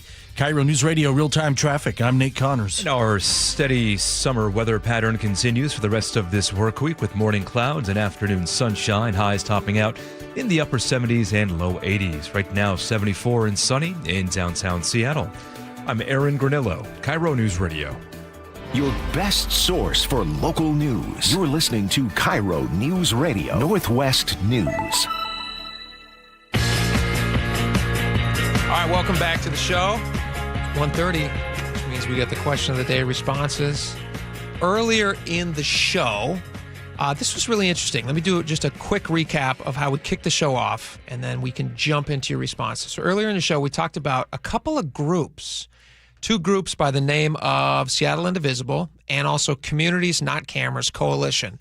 They got a tour of the Seattle Police Department's real-time crime center. Real-time crime, that's a lot of words. Real-time crime center. And they came out of that tour hoping to get answers, and apparently they had already scheduled a press conference, and they said, hey, we didn't find anything that made us feel better about transparency and safety, and so we want to see these systems completely shut off, no cameras. The Speaker Cliff Cawthon of, I believe this is of Seattle Indivisible. I could be wrong about that. But one of those 2 groups, he says, despite all the promises of transparency and safety and securing the individual's privacy, this is a Swiss cheese system. It is riddled with holes, which if you don't know, Swiss cheese has a lot of holes in it, which is why he probably used that as the reference. The timing is really interesting because Katie Wilson just recently turned off some cameras in downtown Seattle. And over the weekend, there was a shooting, which was, again, this was in Pioneer Square. Is that right? Pioneer Square, First and King. At, where was it said? It was a bar? Outside of a bar. Cowgirls. Cowgirls. Yeah. So outside of Cowgirls, there was apparently a shooting. Thank God nobody died. But somebody did have to go to the hospital and kind of walked in with some injuries from it. Bullets were flying randomly. They have no suspects, and they don't know who did the shooting. What they do know is they think it was some women that maybe failed to have accurately been patted down, as I guess happens at bars now in downtown. I was unaware of that. That wasn't gotten to that point. I know. When I was a young guy going out, we weren't getting patted down at bars. You had checked ID. That was it. If your bar needed a metal detector or a pat down, maybe you don't should go find to another that bar. 100%. Right? But these days, I guess the proliferation of people just being lawless. Yeah. And carrying firearms. So this was 3 cameras directly in the vicinity of this shooting on Sunday, early hours of Sunday morning, would have, they think, been instrumental in finding possible suspects. They would at least given police some place to start looking. And as it stands right now, is kind of like the Bite of Seattle investigation, which seems like it's just in the wind.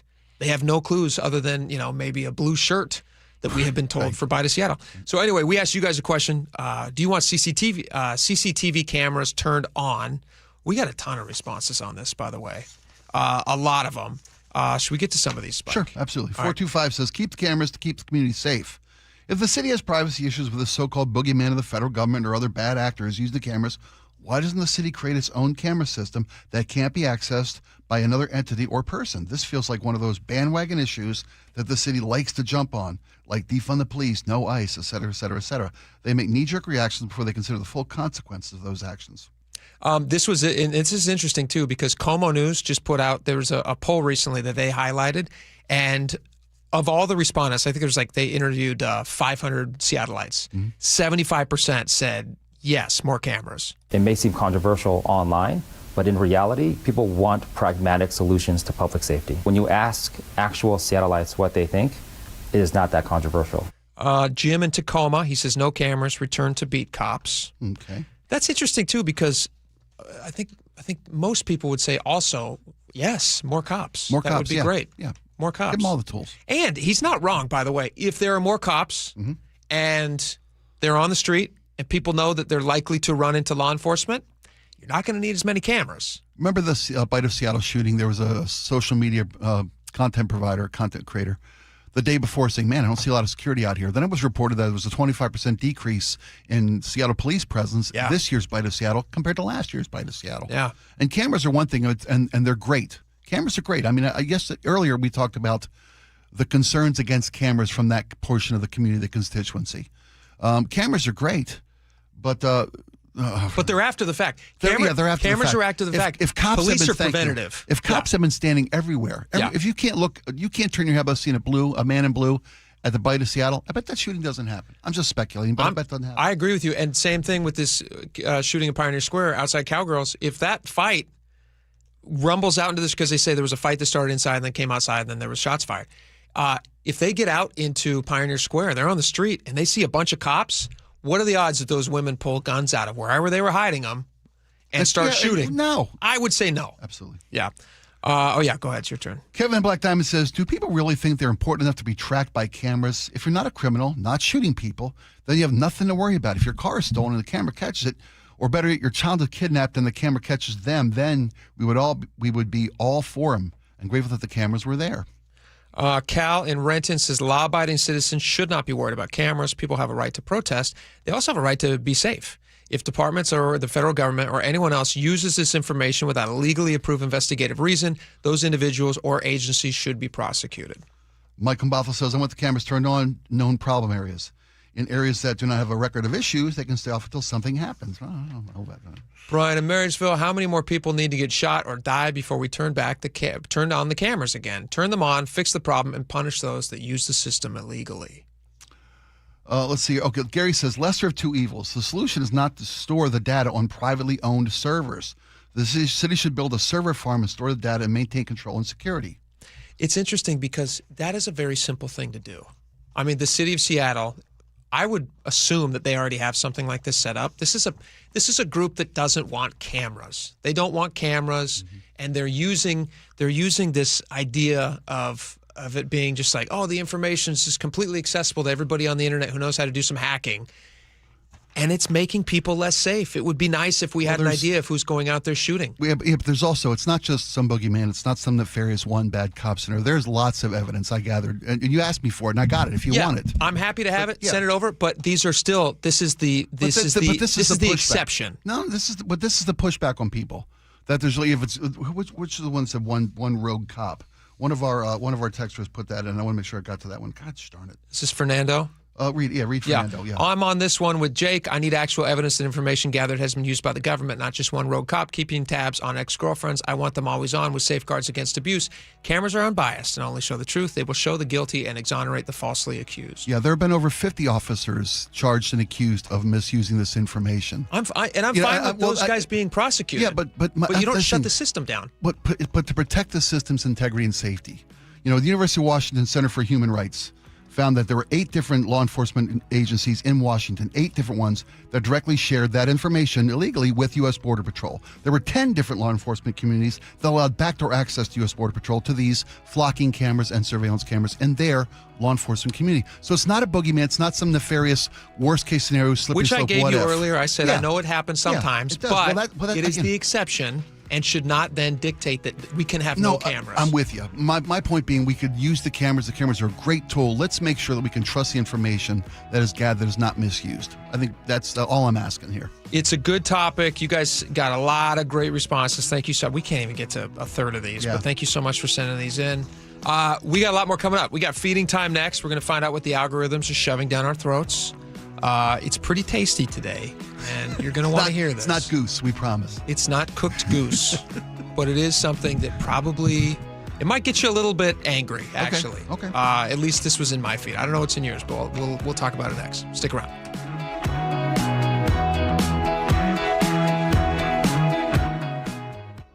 KIRO Newsradio is honored to bring home one of the nation's top awards in our industry, the prestigious National Edward R. Murrow Award for breaking news coverage.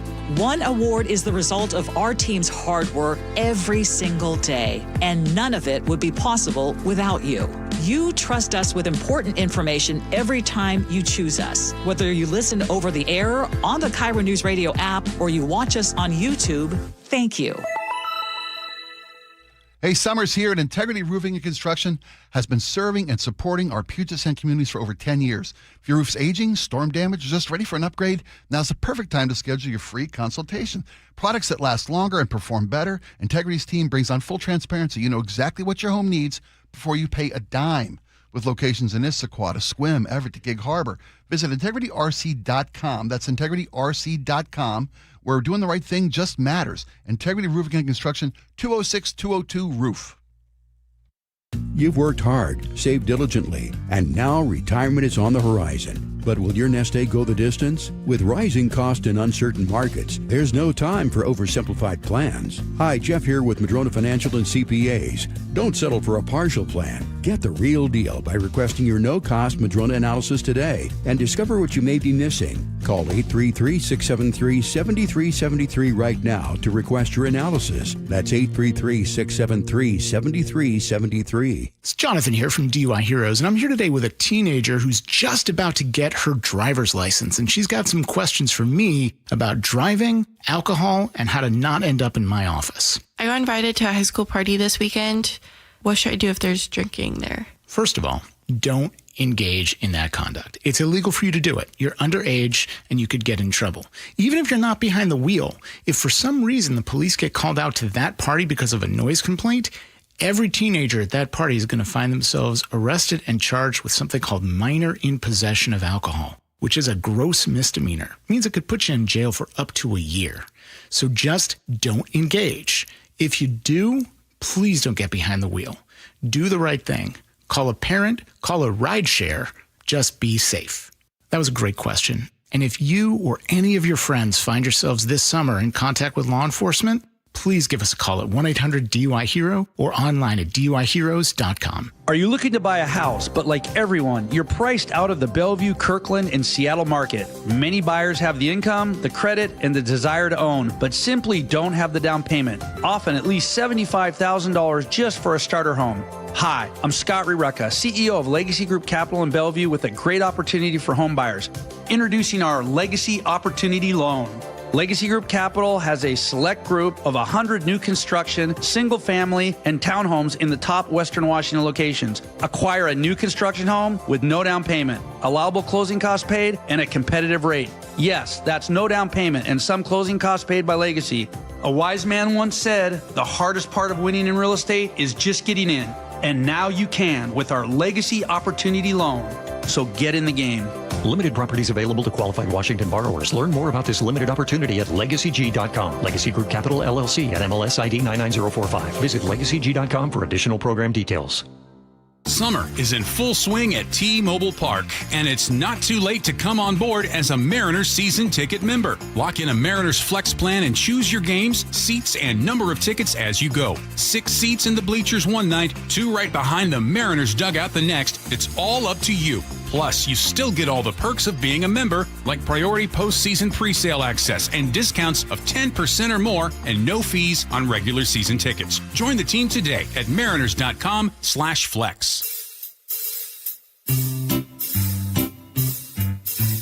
1-877 Cards for Kids. KARS Cards for Kids. 1-877 Kids, donate your car today. 1-877 Cars for Kids. KARS Cars for Kids. 1-877 Cars for Kids. Donate your car today. Ready to get rid of that old car? Donate it to Cars for Kids. Call 877 Cars for Kids to speak to a friendly live agent. Donation is super easy, and your car can be picked up as soon as tomorrow. Go to carsforkids.org now or call 877 Cars for Kids to donate your car today. 1-877 Cars for Kids. KARS Cars for Kids. 1-877 Cars for Kids. Did you know you can donate real estate too? Go to carsforkids.org. That's cars with a K. Hello, sweltering Seattle. John Curley here. Is your home staying cool? Are you losing sleep because it's just too hot? At Home Comfort Alliance, the goal is not to sell you a new system. It's to fix the one that you have. Repair first, replace only if it truly makes sense, saving you time and money. If your system's done, a heat pump gives you both cooling and heating for year-round comfort. Get real pricing in 60 seconds at HomeComfortAlliance.com. Call the comfort people. Home Comfort Alliance. The new All-Pro battery by Steel. Tackle any task with 60% more peak power exclusively. Available only at your local Steel dealer. 60% peak power comparison between AP300PC and AP300S. Guys, your testosterone level impacts your energy, drive, weight, hair loss, and even ED. Revive Men's Health Seattle will check your T level for free. For your free T level check, exam, and consultation, call 206-529-1111 or visit ReviveMen'sHealth.com. Hey, how's your money situation? Are you ready for retirement? Well, if you want to know what the pros are doing to make wealth multiply and retire like royalty, then you need to listen to this show, Sound Path Through Retirement, with Ben Koval and Matt Leibarger. Get your money right and tune in every weekend, Saturdays at 10 a.m. and noon on KIRO Newsradio 97.3 FM. All right, welcome back to the show. This is quickly becoming one of my favorite segments that we do every single day on the show.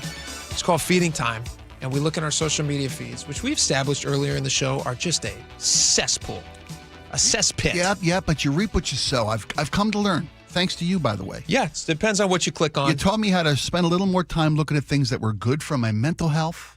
You can curate it. You can curate your feed, because I was getting nothing but Senate hearings and blah, blah, blah, blah, blah, blah. Warfest, Snorfest. I'm telling you. So can I go first? Please.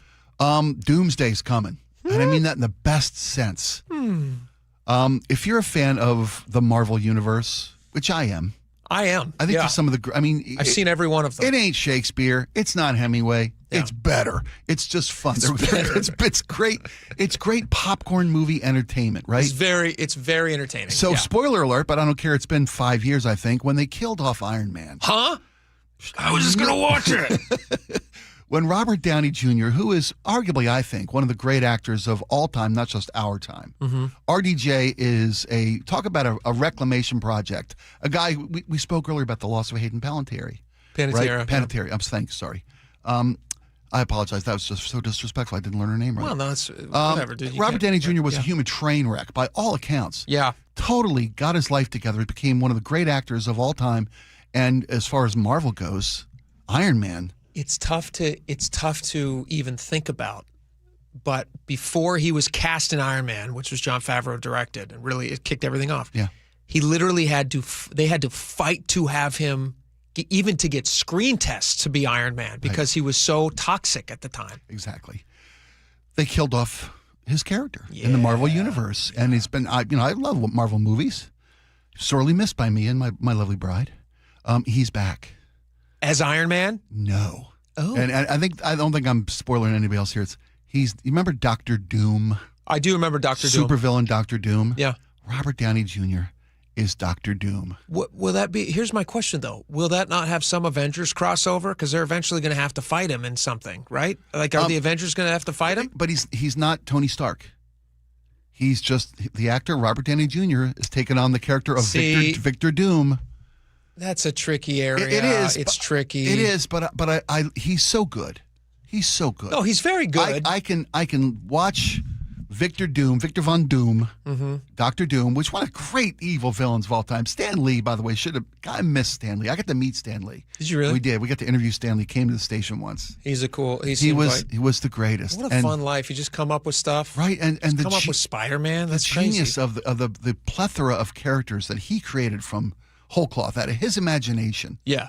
The villains are always better sometimes better than the heroes.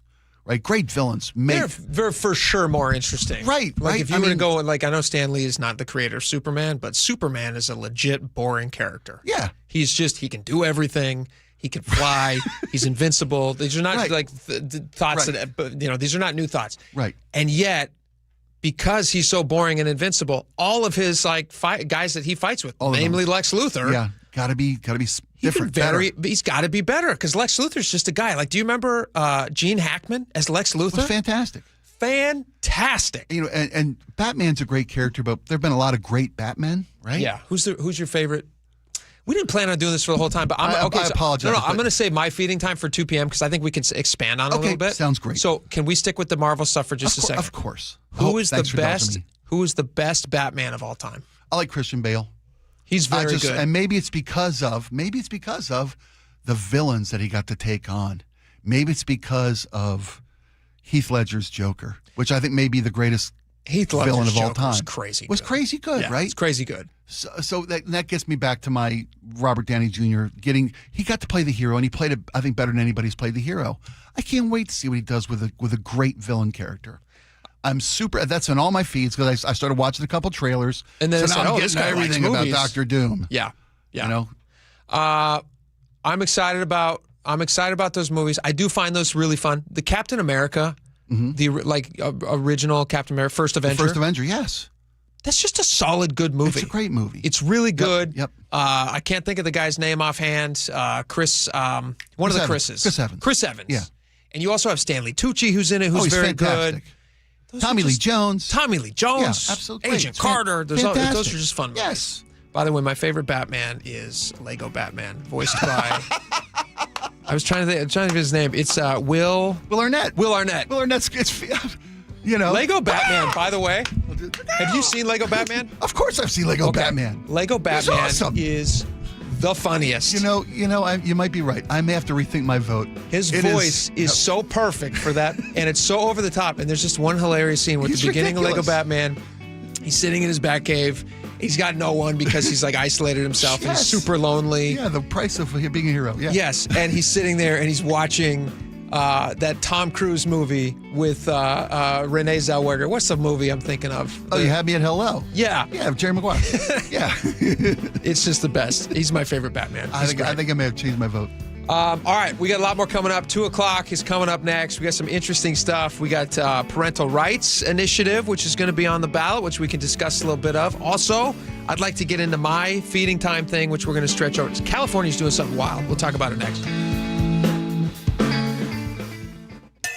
KIRO News Radio is right there with you. Thank you so much for hanging out with us. On your smart speaker before you head out the door. We continue to be in recovery mode on northbound I-5. Watch live on YouTube or the KIRO News Radio app. Newfangled idea of having to see the people while they're talking. The office, the gym, wherever you are. Get on the YouTube channel. The whole gang's there. KIRO News Radio. 97.3 FM, powered by MyNorthwest.com. From the people who brought you It's the Dog Park comes.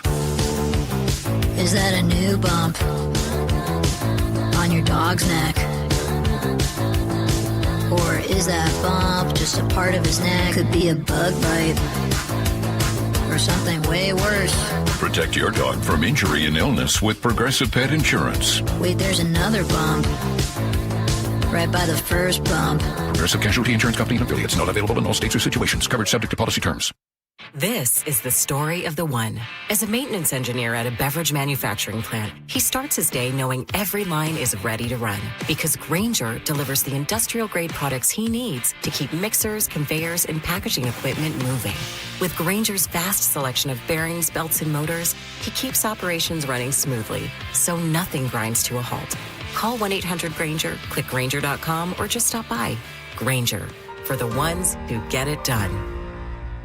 The IRS finally caught up with Louie. I hadn't paid my taxes in 8 years. I owe the IRS a lot of money. Louie was in deep trouble. We're going to take your house, put a lien on your bank account, garnish your pay. They don't care. They're going to take your paycheck. Louie found out about Optima Tax Relief, the leading tax resolution firm. A+ rated by the Better Business Bureau, they've resolved over $3 billion for their clients. Optima Tax, they help me. They calm me down. They make me feel comfortable, and I trust them. Louie has a lot to be thankful for. I don't owe the IRS anymore, and I'm able to live a comfortable life, a lot better life. It was because of Optima Tax. For tax help you can trust, call Optima now for a free consultation. Take it from Louie. If you owe the IRS, don't go it alone.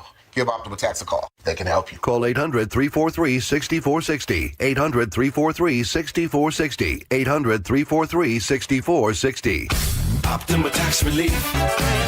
Testimonial from an actual client. Some restrictions apply. For complete details, please visit OptimaTaxRelief.com. Our local tax expert and advocate, Greg Nunn, understands the pressure that comes from owing money to the IRS. Don't let that pressure build. Call None Better Tax Resolution. From stress to success with IRS Solutions.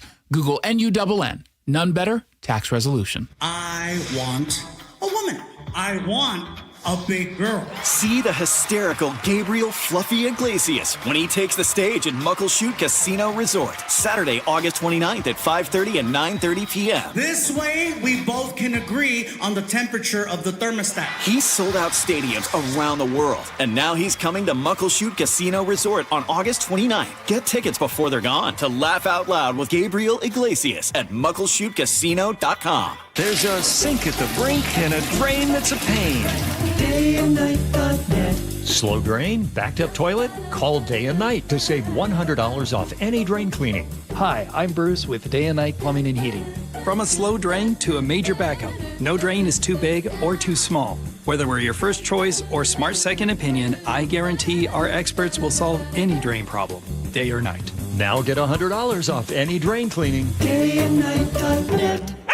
August is Karastan month at Carpet Liquidators. Purchase beautiful Karastan carpet and get free installation. From carpet to flooring, we've got you covered at Carpet Liquidators. KIRO FM and HD1 Tacoma, Seattle. ABC News, I'm Michelle Franzen. Talks are off between the U.S. and Iran, and the Strait of Hormuz remains blocked to most ship traffic. President Trump now warning Oman that the U.S. could carry out strikes if it continues separate talks with Iran. He had done this back in May when Oman was working with Iran to come up with a plan for how the strait could be managed. Oman is a key U.S. ally in the region, so it is significant that the president is once again putting this threat on the table. But, to see him do that, it seems unlikely, given that we haven't seen U.S. strikes against Iran in several weeks at this point.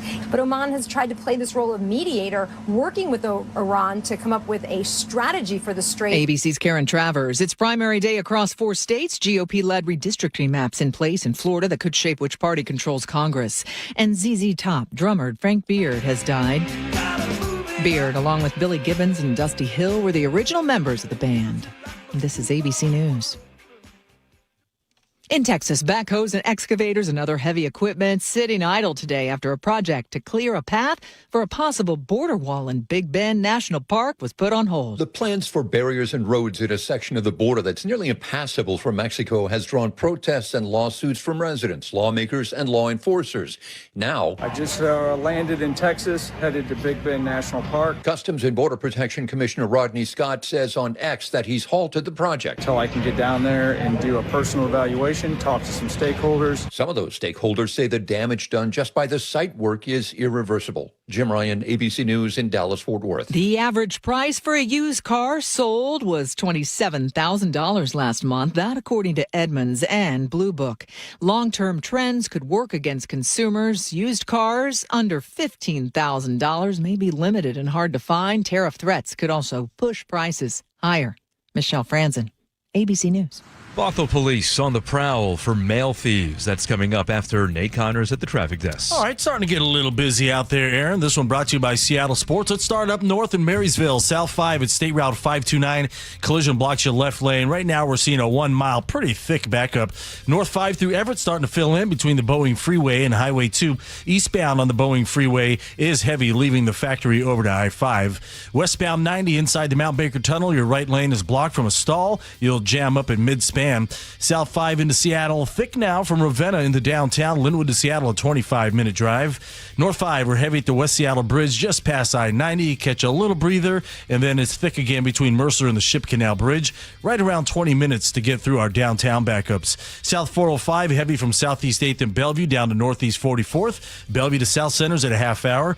North 405 now crowded from South Center through the Renton S-curves. And in Tacoma, that northbound 7 on-ramp to North 5 is scheduled to remain closed for another hour as crews repair guardrails and do maintenance work on the ramp. You can always listen to your favorite local sports content on the FM dial on 97.3 HD2. KIRO News Radio, real-time traffic. I'm Nate Connors. KIRO News Radio, 97.3 FM, Northwest News. Now, the latest from KIRO News Radio and mynorthwest.com. Good afternoon, I'm Aaron Granillo. Police in Bothell are warning residents about a string of outgoing mail thefts. KIRO News Radio's James Lynch has more. Bothell police say they are not sure how the mail is being stolen, but they say thieves are stealing the checks and changing the payee's name on the check before cashing it. Aaron Roney with Bothell PD says until the thieves are caught, residents should scrutinize banking records closely and make banking changes to protect yourself. Set up some bank alert, consider just using electronic payment options, and again, just confirming, those important payments are received. If you suspect your mail was stolen, report it to your bank and call Bothell Police. James Lynch, KIRO News Radio. One of the suspects accused of shooting at undercover Seattle police officers is due in court today. That 17-year-old boy is one of 3 people facing charges in last week's shooting in the Rainier Beach area. Casey McNerthany with King County Prosecutor's Office tells KIRO 7 TV. There's 3 people who were involved. There's a 26-year-old, a 20-year-old, and a 17-year-old. The 26-year-old is now charged with a felony for identity theft in the 2nd degree. Police say they were following that stolen car last week when the people inside started shooting. It ended when their vehicle crashed. 20-year-old suspect is still in the hospital, and prosecutors say more charges could be filed by this Friday. Seattle Seahawks still plan to sign cornerback Terrion Arnold, but don't expect to see him on the field anytime soon. NFL Network reporting once that deal is done, Arnold will be sidelined indefinitely while he faces 8 felony charges in Florida, including armed robbery and kidnapping. It means the former first-round pick will not be allowed to play or even practice. Another high honor for Mariners legendary broadcaster Rick Riz. This is going, and it is gone. Goodbye, baseball. Team announcing it'll honor Riz with a farewell weekend during the final home series of the regular season. The 3-day celebration includes a fireworks night, ceremonial first pitch from Riz, and a fan tribute. Riz is wrapping up his 41st and final season with the M's. He was named to the Mariners Hall of Fame earlier this month. Now it's your forecast. We have more sunshine this afternoon. Tomorrow, more of the same. And more of the same for Thursday and Friday. Morning clouds and afternoon sunshine. Right now, 75 and sunny in downtown Seattle. I'm Aaron Granillo, KIRO News Radio.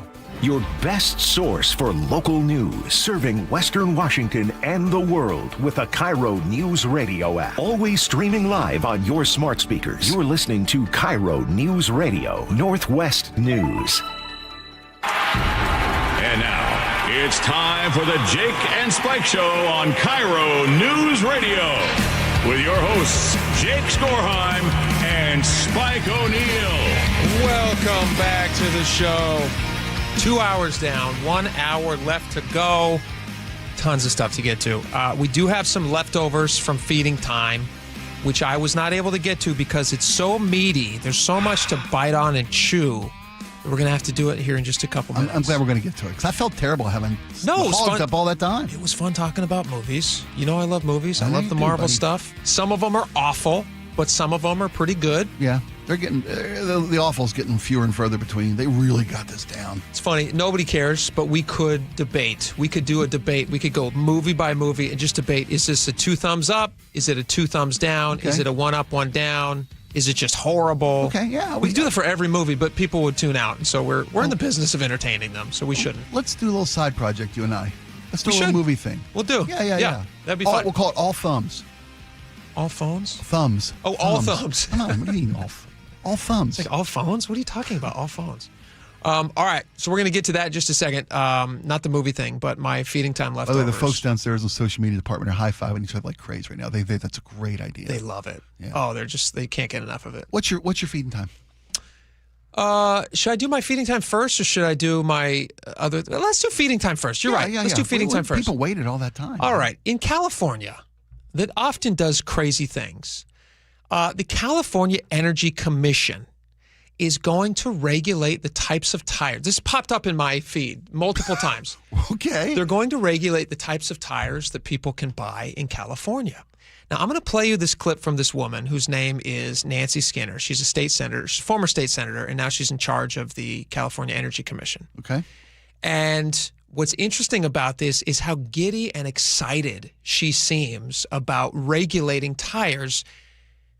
And of course, it's for like all climate reasons and stuff like that, and power and control and to stop you from having anything accessible. But let me play you this clip from Nancy, who I'm surprised her name isn't Karen. But let me play you this clip of Nancy, and then we can talk a little bit more about because Washington State has recently tried to do this exact same thing. Okay, and so goes California. I mean, Washington State tried to out-crazy California on this one and just didn't get there in time. Okay, but they will try again. But this is. We didn't have a Nancy. We didn't have a Nancy. If we'd have had a Nancy, we would have got If we'd have had a Nancy, then we would have done it. But this is Nancy talking to KCRA News about regulate and why the regulation is going to be KCRA. Crazy news. Pretty close. Why it's going to be so good for consumers. AB 844 was passed more than 20 years ago. The California Energy Commission has never regulated tires until this moment, essentially.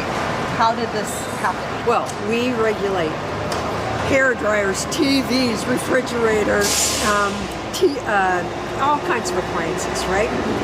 And tires are really not much different.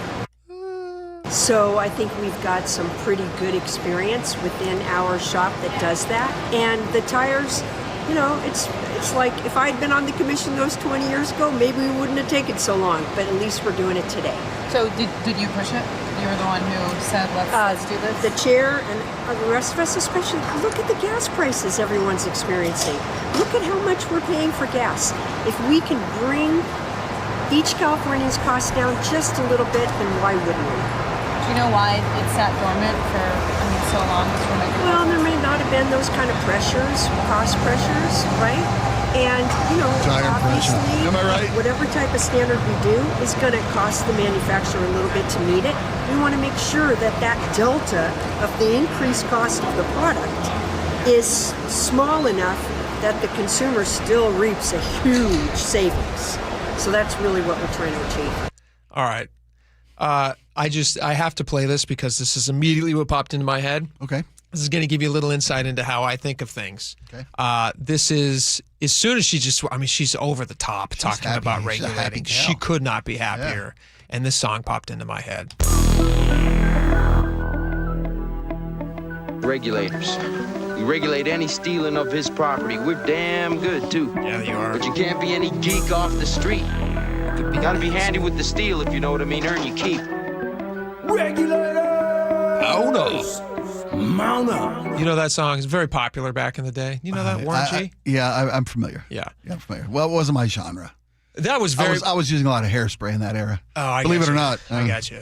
When I was in the 90s, that was a very popular song. Sure. And it was like a very cool song. It actually is still a really pretty cool song. Is that from the movie Young Guns? Is that what the origin of that, I believe? I don't know what it's from, but I know that song definitely made its way onto some burned CDs that I would have played in my car in your at the CD time. folder. Here's the part. I just want to play this clip one more time. This is California Energy Commissioner Nancy Skinner gleefully talking about regulating tires in a way that they never have done in California state history. And now they're so excited that they get to regulate tires and how it's just no different than a hairdryer. We regulate hair dryers, TVs, refrigerators, all kinds of appliances, right?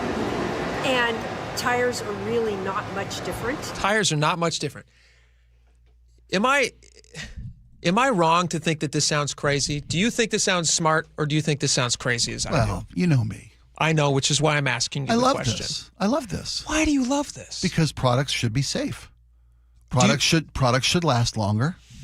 This should be a video. Go ahead, continue. Products should not deteriorate quickly, forcing you to buy new ones. Mm-hmm. I mean, we say that we regulate various products, hair dryers, toasters, whatever it might be, right? We want them to operate safely. Mm-hmm. We want them to last when we buy them. Correct. We want them to be made well, and there should be standard for how things are made and sold to the public. Yes. I don't want to buy a toaster that's good just because it was really, really cheap. It may burst into flames, and if it does not do that, it's going to die in 2 months. That's right. Because it was made poorly. I don't want to be forced to put hair dryers on my tires either. If you throw a tire in a bathtub, you want it to be safe, not electrocute you, right? Do you think she talks about how this will bring down costs for consumers? Do you think that this will bring down costs, or will this make it more expensive? She also said to help mitigate the increased cost to consumers to make sure it's good value for them. If you can get tire manufacturers to build a better product, say that has a 10% increase, okay, in pricing because it costs more to make a better tire, but it lasts twice as long. Well, we already have those available though. So when you go to Les Schwab or any tire store you can pay for the mileage. Yeah, of course. If you want to buy a 20,000 mile tire or a 60,000 mile tire, you can do that. There's quite a price difference. But should you be allowed to buy a 10-mile tire because it's the only thing you can afford? I'm puts you on unaware an of unsafe road. Because of this crazy incentive to make a profit. I'm unaware of any company that makes a 10-mile tire. Are you aware of a company that makes a 10-mile tire? I could have one out by this weekend. Here's the thing: made from old discarded beach sandals. It's environmentally friendly. You would lose your behind. You wouldn't be in business for more than a day. It's not legal, by the way, to sell products that are going to be bad for the consumer. Because there are regulations. But isn't over-regulating just as bad as under-regulating? Don't you think so? Absolutely. Doesn't this feel to you like over-regulating when she's comparing tires to the same economy as hair dryers? Well, because it's all the same thing, according to Nancy Skinner. Well, it's a matter of degree with regulations. You're right. You can be over-regulate things out of business. That's terrible. It's not good. But if you strip away too many regulations, you can get unsafe products. Whether it's food, whether it's tires, whether it's hair dryers. Do you know much about the tire industry? You've been buying tires your entire life. I've been buying tires for going on 50 years now. You used to be, you come from a family of car dealerships. I'm a car salesman by nature, by heart, So you guys are intimately familiar with the importance of what touches the road. That's a tire. I ride a motorcycle for 30 years. You ride a motorcycle? You betcha, I know. I bet you tires are pretty important to you on a motorcycle. There's a quarter inch between you and death when you ride a motorcycle tire. That's how much is contacting the road at top speed. So are you aware of how much those tires are going to last through rain or sleet or snow or hail or heat? Season after season. Don't bake up and crack and blow out, You take it pretty seriously. Sure you do, As does every consumer who buys something. You wish every consumer did. But it's not the government's responsibility to step in for climate reasons, which is why they're doing it. They're not doing it for affordability reasons. This is a climate change initiative. They're going to force these tire companies, who all are against this, by the way. They all say this is... It's going to cut in their profit margins. Companies are only against regulations because it cuts into their profit margins. It's also, it's bad for business. A point of a company is to make a profit. And the way you make a profit is to do what? To provide a good service that's so valuable that people are willing to give you money for it. Yeah. And so you have the profit incentive to do good things. Yeah. If they were in the business of putting on faulty tires, they don't last very long. You don't become a Goodyear by putting on bad tires. No, that's true. The problem here is because she's regulating tires that do not meet that will not meet a climate standard that bureaucrats are setting, not tire manufacturers. They're going to eliminate 70% of the available tires currently available for sale in the California market because the quality they won't meet the same climate standers that these new tires require to have. With regard to length of life. And with regard to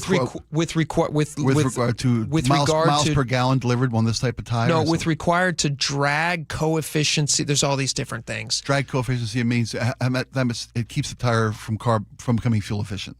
It's because it's not as fuel efficient as they want it to be. So for instance, I drive a truck. I have pretty fat tires on my truck because I like to be able to go off-road on my truck. Sure. These tires would not be legal in California in the next couple of years when this thing kicks in. A more expensive alternative that was environmentally conscious and recreationally reliable would be available for you at an increased cost to you, the consumer. No, that's not the case. So no one in California is going to off-road anymore? They're not allowed to offer those tires if they don't have, and they're going to decrease, just like the CCA, which requires companies to start buying credits. And every year they're going to ratchet that up and tighten the belt so that less and less credits become available, artificially inflating the price of those credits. The same thing they're doing here. They're going to start at a certain standard and they're going to lower it and they're going to lower it and lower it so that you cannot have tires. And before long, all the tires that people want are going to be unavailable. Now, who's to say that California can do that? Doesn't that feel wrong to you?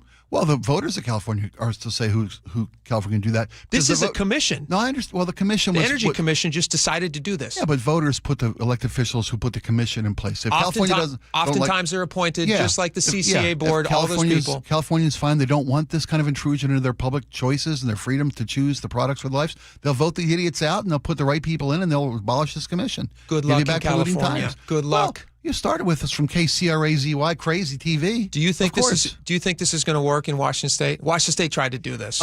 Nothing will work if you overdo it. I mean, excess is, the road to hell is paved with good intentions, right? Isn't that one of the old? My grandma had a pillow on her couch that said that. Sure. It said road to hell. The California Energy Commission has acknowledged that this story is correct when they say that 70% of the tires currently sold in California by 2023 will no longer be available. And what's going to happen there, when you have less availability for people, things get more expensive. Look at the housing market, supply and demand. When you have less of something, it becomes more expensive. And that's the point. They want to choke you out so you can't even leave your house unless it's on some sort of a light rail train. This is the ultimate plan. They don't want you having... The truth is that Nancy or Karen, whatever her name is, she doesn't even want you to have tires. She doesn't even want you to have the option to have tires. She wants you on a train. That's what she wants because she thinks it's best for the environment.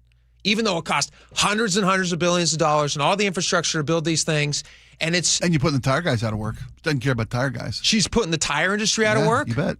And eventually that puts the car industry out of work. 1 in 4 jobs in this country tied to transportation. 1 in 4. Listen, I'm not a mathematician, but the last time I drove a car, you needed 4 tires on it. You do, yeah. And unless she doesn't want people in cars. That's the truth, don't you think? Don't you think that's ultimately what they want? If Nancy/Karen could wave a magic wand tomorrow, there wouldn't be a car on the road.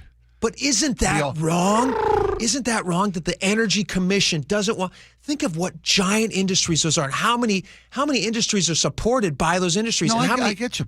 The periphery of one of the reasons that it was so important to save the auto industry. Thank you, President Obama, for bailing out the auto industry during its darkest hour. And thank you to the auto industry and to the auto manufacturers who decided not to take it. I don't think Ford took it. Yeah, but you got to admit that was a good plan. To save the auto industry, to bail out the auto industry. I value also companies who step in and say, hey, you know what? That's not our game. Yeah, we're going to do it on our own. Good on Ford, but the fact that the auto industry was first saved, 1 in 4 jobs in America are related to the auto industry. Whether it's transportation, product development, whatever it is, product deliveries, the whole 9 yards.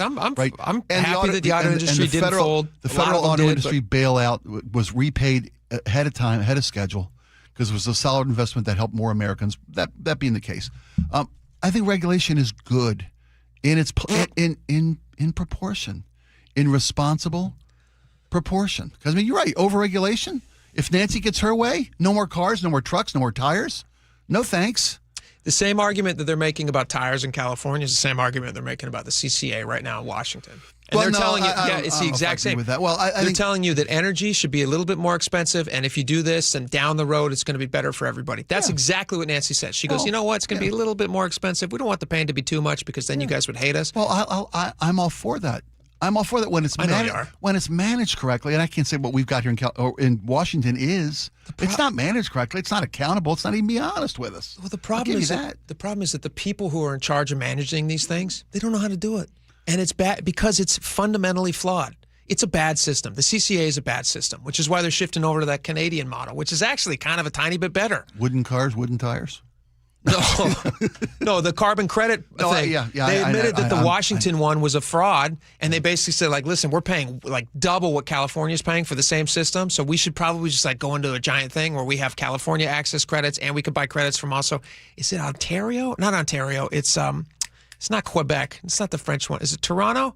Anyway, Quebec's the eastern coast one. Yeah, it is. It is. Is it Quebec? Yeah. I believe so. Whatever. Ontario. It is. That's Ontario. That's the province. It's Canadian. Yeah. They said we're going to let you guys buy credits from all these different places because Washington's so expensive. That's admittance that the Washington system is broken. Well, it just gives. It's a whole different. We agree that opening up the market to more options is a good thing, and you're going to make more money because it's a good thing. I don't like that, like California and in Canada and Washington are forcing everybody into these things, but since they are forced into it, I'm happy with more options. What California is doing with tires is they're taking away 70% of the options, which means it's going to become crazy more expensive for people. And she said in her statement, the part that, boy, if only that were true, and we should call it California, by the way. California. Yeah, that's the state's new name. I like it. If we can make the cost, mitigate the cost to consumers, you're not going to do that. They're trying that's your pie in the sky dream about 3 cents a gallon is going to clean up the planet. Thank you, Governor Inslee. It's not going to happen. By the way, do we have time to get to Inslee's tax? His little. We don't have time. We really don't have time. Should we just come back and stretch out the two? Should we do these things at 2:30? We've got good stuff. We can do whatever we want. We do whatever we want. I think we should do the Inslee stuff at 2:30 story. We can do that. Okay. Let's do the Inslee stuff. We got to get to it. Governor Inslee has poked his head out of wherever he's living. And he made it really clear he's not in a bunker in Idaho. That's the gist of this whole story. That's what he says, but I still got questions. But I'll tell you one thing he loves. He loves the income tax. He loves your money. He loves the income tax. Yeah. And we're going to talk about that next. So stick around. We're going to be right back. Don't miss a second of it. Also, get your texts in for last call. Last segment of the day, 888-973-5476. Last call, and you can sound off on what we're talking about. All right, we'll be right back.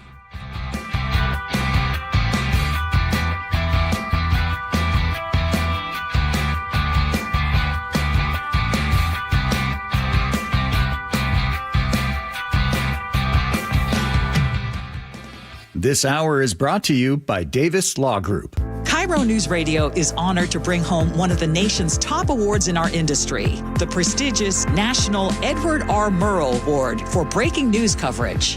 One award is the result of our team's hard work every single day, and none of it would be possible without you. You trust us with important information every time you choose us. Whether you listen over the air, on the KIRO Newsradio app, or you watch us on YouTube, thank you.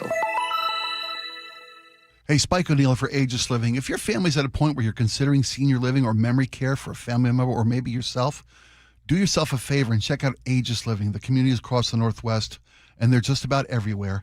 They offer luxury communities, chef-prepared meals. The menus and the food at Aegis Living is such an important part of caring for their residents. Memory and food are tied so closely together. They're voted #1 senior living community in all of America in 2025, according to Seniorly Magazine. 500,000 reviews of 60,000 communities nationwide, and Aegis Living ranked #1 senior living community in all of the United States. Do yourself a favor, book a visit today. Go to agesliving.com/spike to schedule a visit. Hey, how's your money situation? Are you ready for retirement? Well, if you want to know what the pros are doing to make wealth multiply and retire like royalty, then you need to listen to this show, Sound Path Through Retirement, with Ben Koval and Matt Leibarger. Get your money right and tune in every weekend, Saturdays at 10 a.m. and noon on KIRO Newsradio 97.3 FM. Jane is a small business owner. Tell them what that's like, Jane. Yeah, well, it's like a roller coaster with a lot of ups and downs, and some days things can feel like they're flying off the rails. Yep, it's a lot. But the Total Solutions Advantage only from Comcast Business can help you manage it all. With the largest, fastest fiber-powered network designed for 100% reliability with business internet and wireless connect. Nice. So everything stays on track. The Total Solutions Advantage. No one does business like Comcast Business.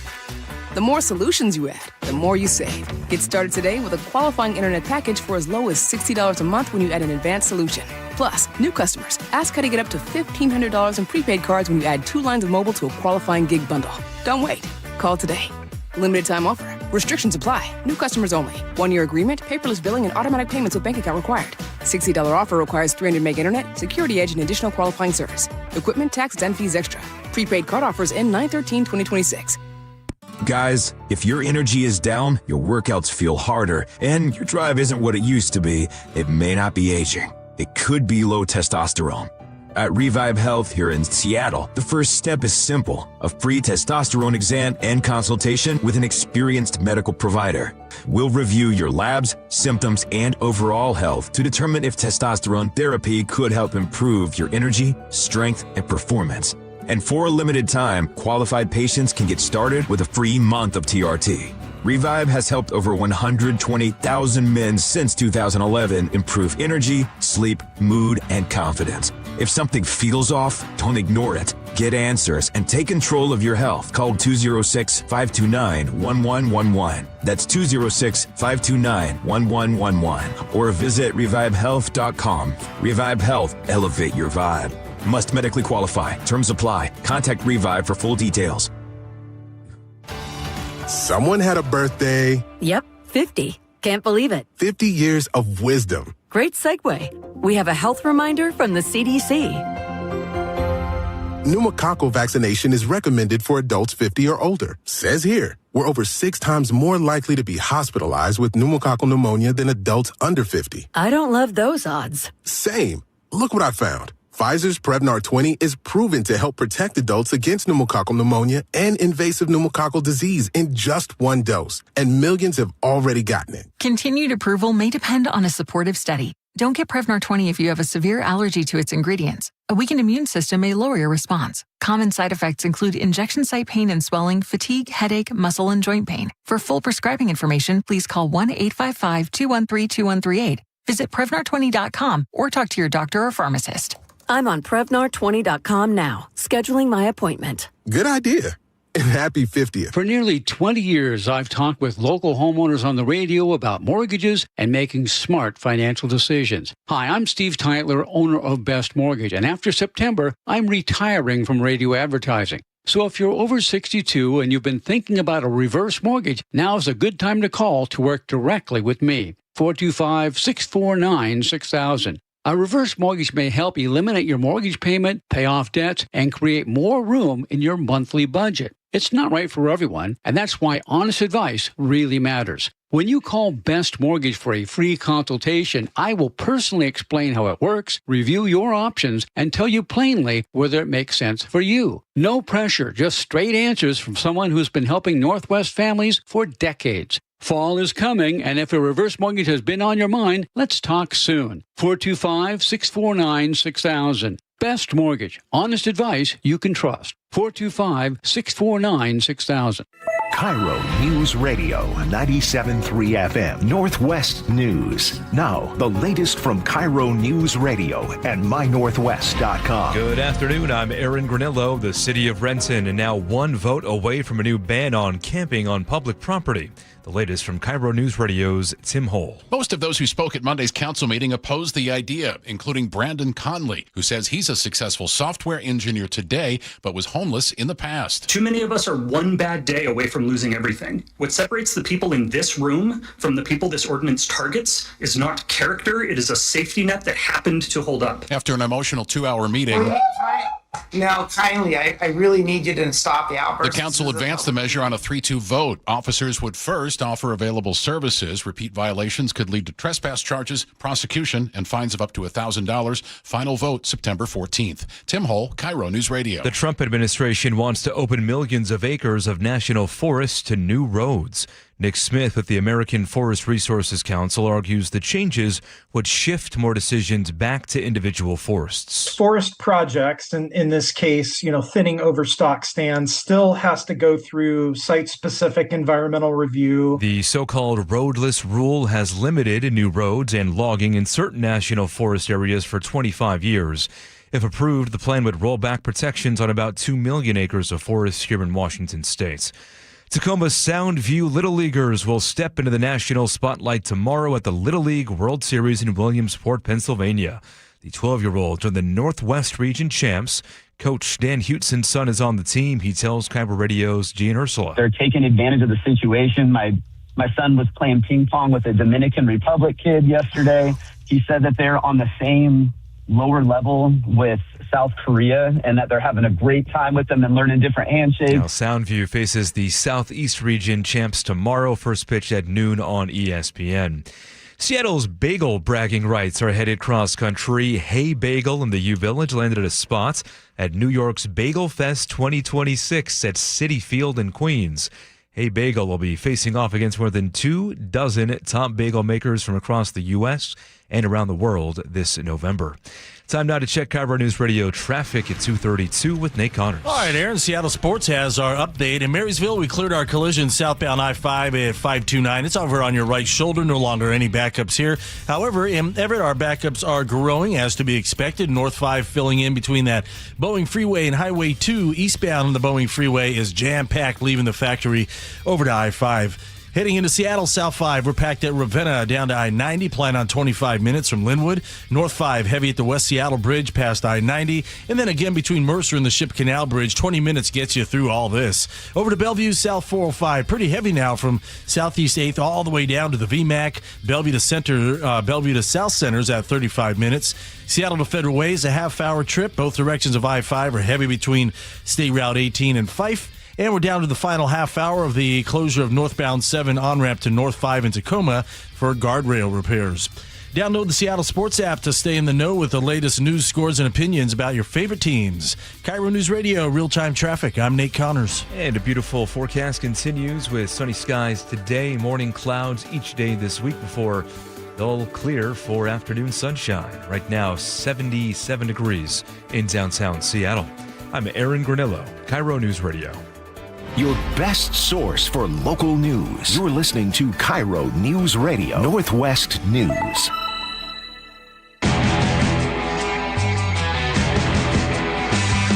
right, welcome back to the show. You still got time. Get your last call text messages in, 888-973-5476. That's coming up after the break. All right, we got a couple big stories to still to discuss here. This will be an interesting one to chew on. Believe it or not, according to this Center Square story, we are just 80 days away from, is that right? The November? Election Day, oh yeah. Election Day? Yes. Is that 80 days? Yep. Man, that comes up fast. All right, so we are not far off from Election Day. And one of the things that is going to be decided by voters is this Parental Bill of Rights, Initiative 001. Suzanne Gallagher, who she is the executive director of Parents' Rights in Education, she recently spoke to the Center Square. And I'd like to play these clips, and then we can talk a little bit about it. And it's going to be interesting to see how this plays out. Obviously, as a parent with young kids in school, this is of great interest to me. But this is Suzanne Gallagher speaking to the Center Square. This is so important that our families understand it's not new. Other people are talking to your child, and they literally are not only coaching them in the transition possibility, but they're letting them know that this is happening at school. We can keep it secret from your parents until you're ready to make the announcement. And when you go home, you just act like normal. Your parents will never know. But at school, you'll be one person who you believe you really are, and your parents will have no idea. In fact, school staff is cautioned if this child is, if in her record it shows that she is transitioning, she or he, at school, and parents don't know, that they are to use the child's name, their old name, and their old pronouns when they're speaking to the parent. They go that far. What's so interesting about this to me, this is Initiative 001. This is one of 3 initiatives that Let's Go Washington is part of getting onto the ballot. And they got this one onto the ballot along with the Female Sports Initiative and also the Income Tax Initiative. The millionaire's tax repeal. Which is one that we'll be discussing more in just a second with Jay Inslee. He's not coming on with us, but he, is voicing his support for the income tax. What's interesting about this to me is this one kind of hit me out of left field. This whole parental, I just assumed, I think like a lot of people did, that as a parent, the school would have to notify you if your kid is seeking counseling or something, or if they're whatever it might be. Mm-hmm. You as a parent are the number one, this is my opinion, you as a parent are the number one most interested party in your kids' health and wellness. Mm-hmm.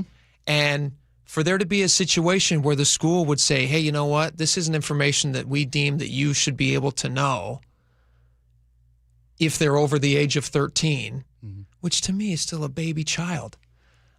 This was a shock to me. So I'm going to be watching this one closely and seeing how this whole thing plays out. It's a very delicate situation for families. I'm with you there. There are privacy laws in place in the state, and that's what this Parental Bill of Rights is trying to address. You know, when your child sees a doctor, per se, right? There are regulations. When you are a parent, you have the right to know all of your kids' medical records until they're 18 years of age. You're paying for them. Yeah, but there's also protections with regard to mental health questions or reproductive health questions when a kid reaches a certain age, over 13, that there's HIPAA laws in place that the parent is not legally required to be told by a doctor, right? I mean, that's the HIPAA laws. Not just not legally required. According to Jamie Peterson, listen to this clip. This is the kind of thing that can drive you bananas. Listen to this. Kids over 13 have the complete right to make their own decisions about their mental health care. Parents don't have a right to have notice. They don't have a right to have consent about that. Doesn't that seem like an overreach? Over 13. Do you remember being 13? Sure, of course I do. Did you have it all figured out at 13? No, you don't. But you're speaking to a medical professional. And when you're at school, you're speaking to a counseling professional who's been trained. It's not just the lunch lady who runs the guidance office. You know, it's somebody who has had clinical training, has got a doctorate training, right? These are professionals. I don't know if they all have doctorates. With the requirements to be a school counselor, you have to have. I don't think it's a doctorate. I looked it up. It might be master's, but I don't think it's a doctorate. Anyway, my point being, they're professionals. They know what they're talking about. You know, with regard to kids and gender identity at schools, you know, I have a lot of issues. It's a sensitive subject, and my opinion is just that for me and my family. Sure. Right? There are reasons that doctors aren't allowed to share with parents with regard to certain situations, with regard to doctors or mental health providers with parents, because kids have to feel comfortable and safe in speaking honestly to a doctor or a mental health provider. But right? they're not. But if the kid feels like everything they say to my therapist is going to be told back to my parent, they're not going to be open with their therapist. Would you agree with that? This is a false illusion that the child has, that they think that they can keep things from a parent.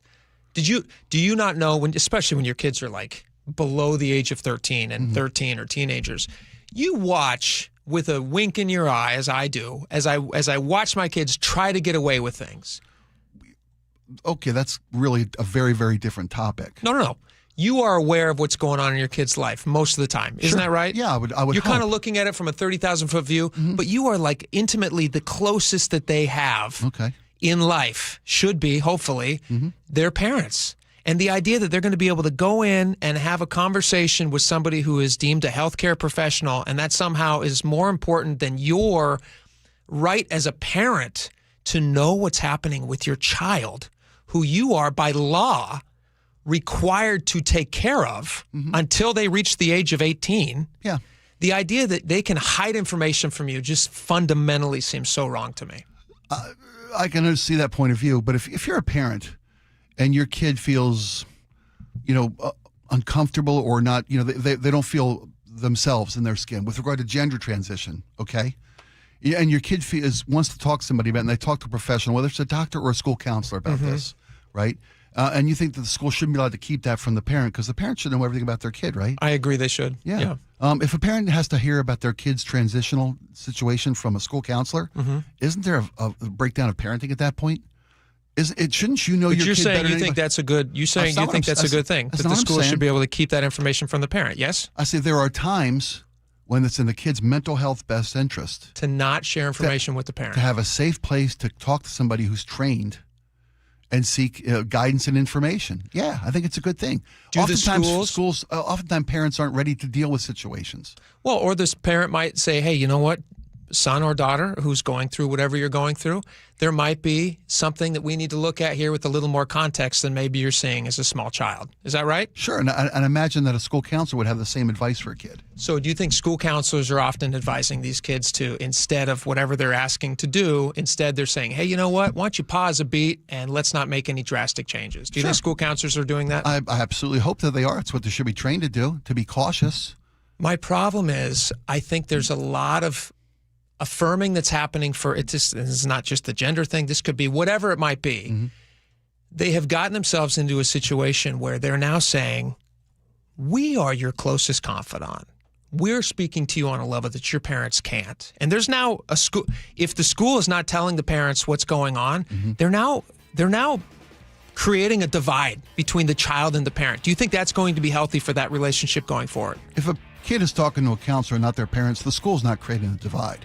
Divide's already there. Do you think that school is going to be instrumental in raising that child for the rest of that child's life? It's not what we're talking about. That's what I'm talking about. No, I don't think the school's going to be responsible. No. So as soon as a kid graduates from junior high where this is happening, then that school counselor is probably no longer going to have as big of an impact, correct? Sure. The parent will probably be involved in that kid's life. Is that safe to say? Of course. So the idea of keeping information from these parents, even if it's information that the kid doesn't want the parent to know, seems insane to me. Well, we'll all get a chance to vote in November and find out which way is what you feel is best in interest for your kids. I'm with you. If a kid wanted to get a tattoo at 15 and they went to their school counselor and says, I really want a tattoo, that's illegal in Washington State, correct? Yeah. Should they keep that information for the parent, or should they say, hey, parent, this kid wants to do something to their body, like get a tattoo, that we don't think is a good idea? Your kid's not asking to break the law, though. No, you shouldn't. Your counselor shouldn't tell a kid to hide. Because we recognize that getting a tattoo is a lifelong thing that could have repercussions that the kid might look back on and say, hey, you know what? There's bigger issues at stake here, yes? Yeah, I agree. Sounds like we might be agreeing on By the way, my kid came home this weekend with a new tattoo. Yeah. I swear to you. You got adult kids. All right, we got to go. We'll be right back. Last call's coming up. I've lived here almost my entire life. Seattle's morning news host, Charlie Harger. I love Seattle. I love that I'm able to raise my children here. Hear Charlie's 7:35 commentary every morning on Seattle's morning news. So when I see something that I think might need some attention, that's me pointing out areas of improvement. That is not me saying that Seattle is somehow bad. You can watch all of Charlie's commentaries anytime on the KIRO Newsradio YouTube channel. Life, liberty, and the pursuit of happiness. Those words weren't written for history books. They were written for you. But it's hard to pursue happiness when aging is part of everyday life. John Curley here. Longevity Medical Clinic was created to help people with overall wellness and longevity, including diabetes management, heart health, weight management, inflammation reduction, nutrition, cognitive health, hormone therapy, and more. I can tell you from personal experience, being a patient for 17 years, I have a richer, fuller life, and I'm better able to pursue my own happiness. As America celebrates 250 years of independence, give yourself the chance to reclaim yours. Independence from aging. Take control of your health before small issues become big problems. Experience a smarter, proactive approach to aging, backed by decades of experience with longevity. Do what I did and feel like yourself again. Get your free health analysis at Longevity Medical Clinic. Find out how at lmclinic.com. Jason Rance here with Greg Nunn from None Better Tax Resolution. Greg, there are a ton of national advertisers offering services similar to yours. Why shouldn't I go with one of them? National firms are an interesting phenomena, if you will, because I hear from clients that tried them initially, and they tell me these stories that are just really hard to believe, Jason. They'll call, and the person that they're talking to is really a salesperson. They don't really know the tax resolution business at all. They're trying to make a sale. And so they overpromise, and they'll hook them with a very low initial fee. Then when that case starts moving down the road, all of a sudden the person's getting a phone call. Oh, you need to pay us thousands of dollars to get this thing done.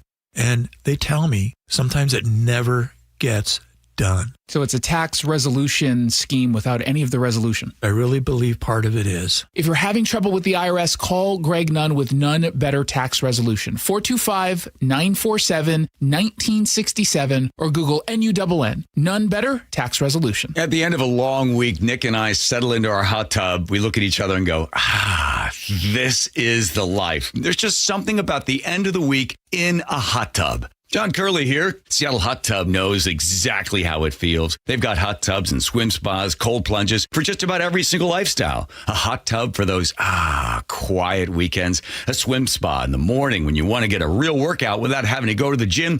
And a cold plunge for invigorating recovery. That's what I want to get. Seattle Hot Tub Company carries American-made products from Marquee and Cow Spots. Different sizes, different features, different price points. There's no games. There's no high-pressure sales pitch. Seattle Hot Tub Company has everything you'll need, from covers, steps, starter chemicals, and local delivery support. And even financing with hot tubs as low as $90 a month. Seattle Hot Tub Company, locally owned and always there. The getaway starts in your own backyard. Find them online at seattlehottub.com. 1-877 Cars for Kids. KARS Cars for Kids. 1-877 Cars for Kids. Donate your car today. 1-877 Cars for Kids. KARS Cars for Kids. 1-877 Cars for Kids. Donate your car today. Ready to get rid of that old car? Donate it to Cars for Kids. Call 877-CARS-4-KIDS to speak to a friendly live agent. Donation is super easy, and your car can be picked up as soon as tomorrow. Go to carsforkids.org now, or call 877-CARS-4-KIDS to donate your car today. 1-877 Cars for Kids. KARS Cars for Kids. 1-877 Cars for Kids. Donate your car today. Did you know you can donate real estate too? Go to carsforkids.org. That's cars with a K. We beat box stores in design, selection, and price. Sound Kitchen and Bath's new signature cabinets come in stunning colors, stains, and styles at unbeatable prices. Why settle for box store design when you could have a gorgeous custom kitchen or bath from Sound Kitchen and Bath? We create one-of-a-kind spaces that are timeless. Great value from a team that cares. Call today. Sound Kitchen and Bath, soundkitchenandbath.com. Hello, sweltering Seattle. John Curley here. Is your home staying cool? Are you losing sleep because it's just too hot? At Home Comfort Alliance, the goal is not to sell you a new system. It's to fix the one that you have. Repair first, replace only if it truly makes sense, saving you time and money. If your system's done, a heat pump gives you both cooling and heating for year-round comfort. Get real pricing in 60 seconds at HomeComfortAlliance.com. Call the comfort people. Home Comfort Alliance. Hair Volume from New Nordic will make your hair look thick and healthy. Hair Volume is available online at Amazon and NewNordicUSA.com or in the hair care aisle at your local CVS. Looking for the best deal on a new home? Discover the D.R. Horton Home of the Week. With new home communities from Lacey to Stanwood, D.R. Horton has the right home for the best value. Visit drhorton.com. D.R. Horton, America's builder, an equal housing opportunity builder. Summer's here, and it's the perfect time to tell you that Integrity Roofing and Construction has been serving and supporting our Puget Sound communities for 10 years. If your roof is aging, storm damage, or just ready for an upgrade, now's the perfect time to schedule your free consultation. With products that last longer and perform better, Integrity's team brings full transparency so you know exactly what your home needs before you spend a dime. And Integrity has locations from Issaquah to Sequim to Everett and Gig Harbor. Visit IntegrityRC.com. That's IntegrityRC.com right now. Integrity Roofing and Construction, where doing the right thing matters. All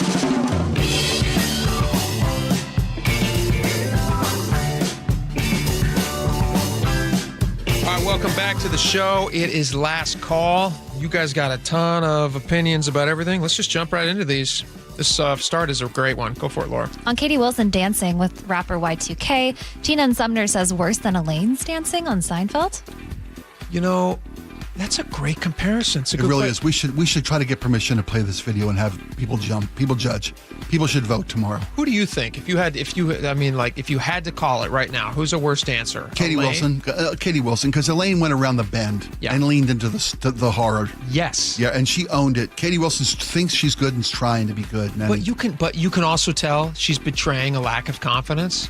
When Elaine is dancing, what's so funny is she's oblivious to how horrible she is at dancing. Right. Katie Wilson, she knows, and you can tell. You've seen the minor league ball clubs that do the Elaine dance competitions? Yes. Those are the greatest videos of all time. 360 says she's having what we call a seizure in this video. It's something. It's for something. All right. We told you about a baby goose that, or not a baby goose. I think it's a full-grown goose. Couple-year-old goose, right? Couple-year-old goose. 4 goose. months, I thought. Oh, baby goose. It was 4 months earlier that they had gotten the goose. It was at a goose petting. Yeah, but it was a baby 4 months ago, right? I saw Fuzzy pictures. top. He was fuzzy, cozy. It's an adolescent goose. All right. Well, Teenage goose. On the teen goose, it saved the family. Kip in Lake Bay says geese have been used as watch animals for centuries. They were preferred as guard animals during the Roman Empire by Ballantine Scotch whiskey to patrol its distillery grounds. In Germany, at U.S. air defense bases during the Cold War, along one of Vietnam's borders with China during the COVID lockdown, and around various prison complexes as well as farms. They are fiercely territorial, see everything, hear everything, are loud, will often attack, and cannot be bribed, unlike dogs. And they eat grass. What's not to like about a guard animal? This is amazing. Kip might be a goose. Goodfellas says geese are so smart. They will also adopt abandoned animals, even if the species might be a natural goose killer. They put their wings over abandoned baby chicks. Oh, I love geese now. Weston Lakewood says, I grew up in a rural area with 2 German shepherds named King and Doofus King. There was one time when me and my neighbor friend were both very young, about 6 years old, running around in the woods, and a bear started stalking us. Good old King, rest his soul, chased off and fought that bear to keep it away from us. He lost his life that day, but he will never be forgotten. Because you asked if an animal had ever saved your life. This is an amazing story. Yes. On the lawsuit Meta is facing over social media addicting children, Irene in Tacoma, who misses the point completely, says, golly, should we be skeptical about other technology like cameras? Just saying. I kid with you, Irene. I love you. Thank you for the text, but we disagree on this one. Jesus in Kent says, isn't that what TV and radio does? They keep you hanging during a commercial break. Facebook is doing what every business does. Why don't we teach our kids that? I don't understand. Galen says, how can you blame a company for hurting kids instead of blaming the parents for allowing them to be on these sites? Jake, you yourself don't allow your kids on them. My kids weren't allowed on them until they were 16, and by then the sites weren't important to them anymore. Really? I mean, Galen's scratching at exactly what you and I were talking about earlier. Ultimately, parents are the ones who should be responsible. I mean, you shouldn't wait for regulation to step in and be the parent. Just protect your kids from these things. They're very dangerous. Even if they prove in this court case that they're not using addictive things or didn't know that they were addicting kids, there's no sane parent out there who's going to sit there and say, hey, you know what my kid needs more of? Social media. I mean, that's not a thing anymore. So, but Galen, thank you for the text. Very good. Curtis from Kent says, I have a 14-year-old who has a Facebook page. I think using Facebook to stay in contact with family in other states or friends from school is okay. But it's something that parents need to keep tabs on to make sure that there aren't any issues coming from it. Facebook's a far different world, though, than some of the social media sites that kids find themselves on these days. Is that fair to say? To Galen's point being like, oh, my kids weren't interested in the sites they were asking about anymore when they turned 16. I bet they're on sites you don't even know exist. Yes, I think you're probably totally right. Absolutely. On California's new tire regulations, 425 says the more efficient high mileage a tire is, the harder it is and the less grip it has. These new California regulations are dangerous. Oh, that's the other thing. Studies have shown that the tires that they're pushing are much more dangerous in water. Now, again, in California, you're going to not have that problem as much because it's a warmer weather state. They don't get as much precipitation. But when it does. But in a place like Washington, let's say that you have a car in California and you want to drive on up to the beautiful Pacific Northwest, where we get a lot of rain. You could find yourself in a dangerous situation. Sorry, go for it, Spike. CJ in Bothell says, reducing rolling resistance means harder tire compounds, which are less forgiving, especially on wet roads. Same story. I wonder if that would be an issue around here. Boy, yeah, we're all 100%. thinking the same thing. All right. Thank you guys so much for all the texts. This was Last Call. That's the end of the show. We had a super fun time. I hope you guys enjoyed it. We had a fun time with you as well. John Curley's coming up next. We'll see you back here tomorrow. Bye-bye.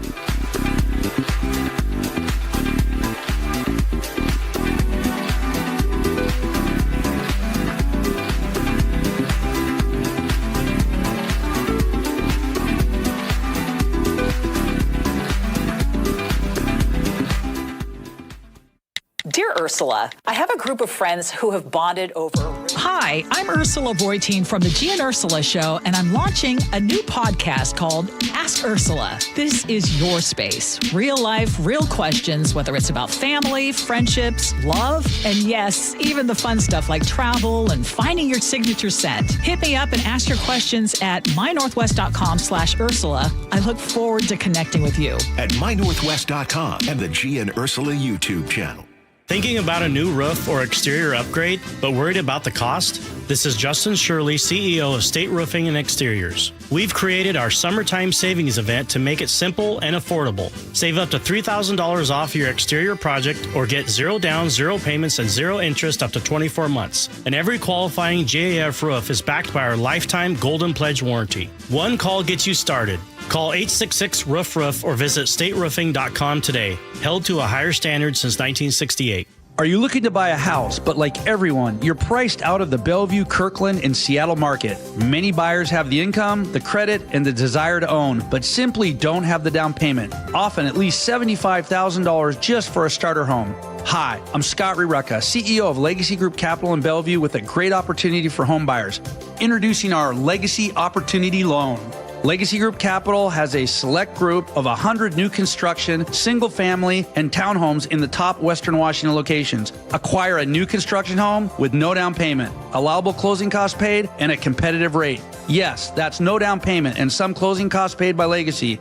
A wise man once said, the hardest part of winning in real estate is just getting in. And now you can with our Legacy Opportunity Loan. So get in the game.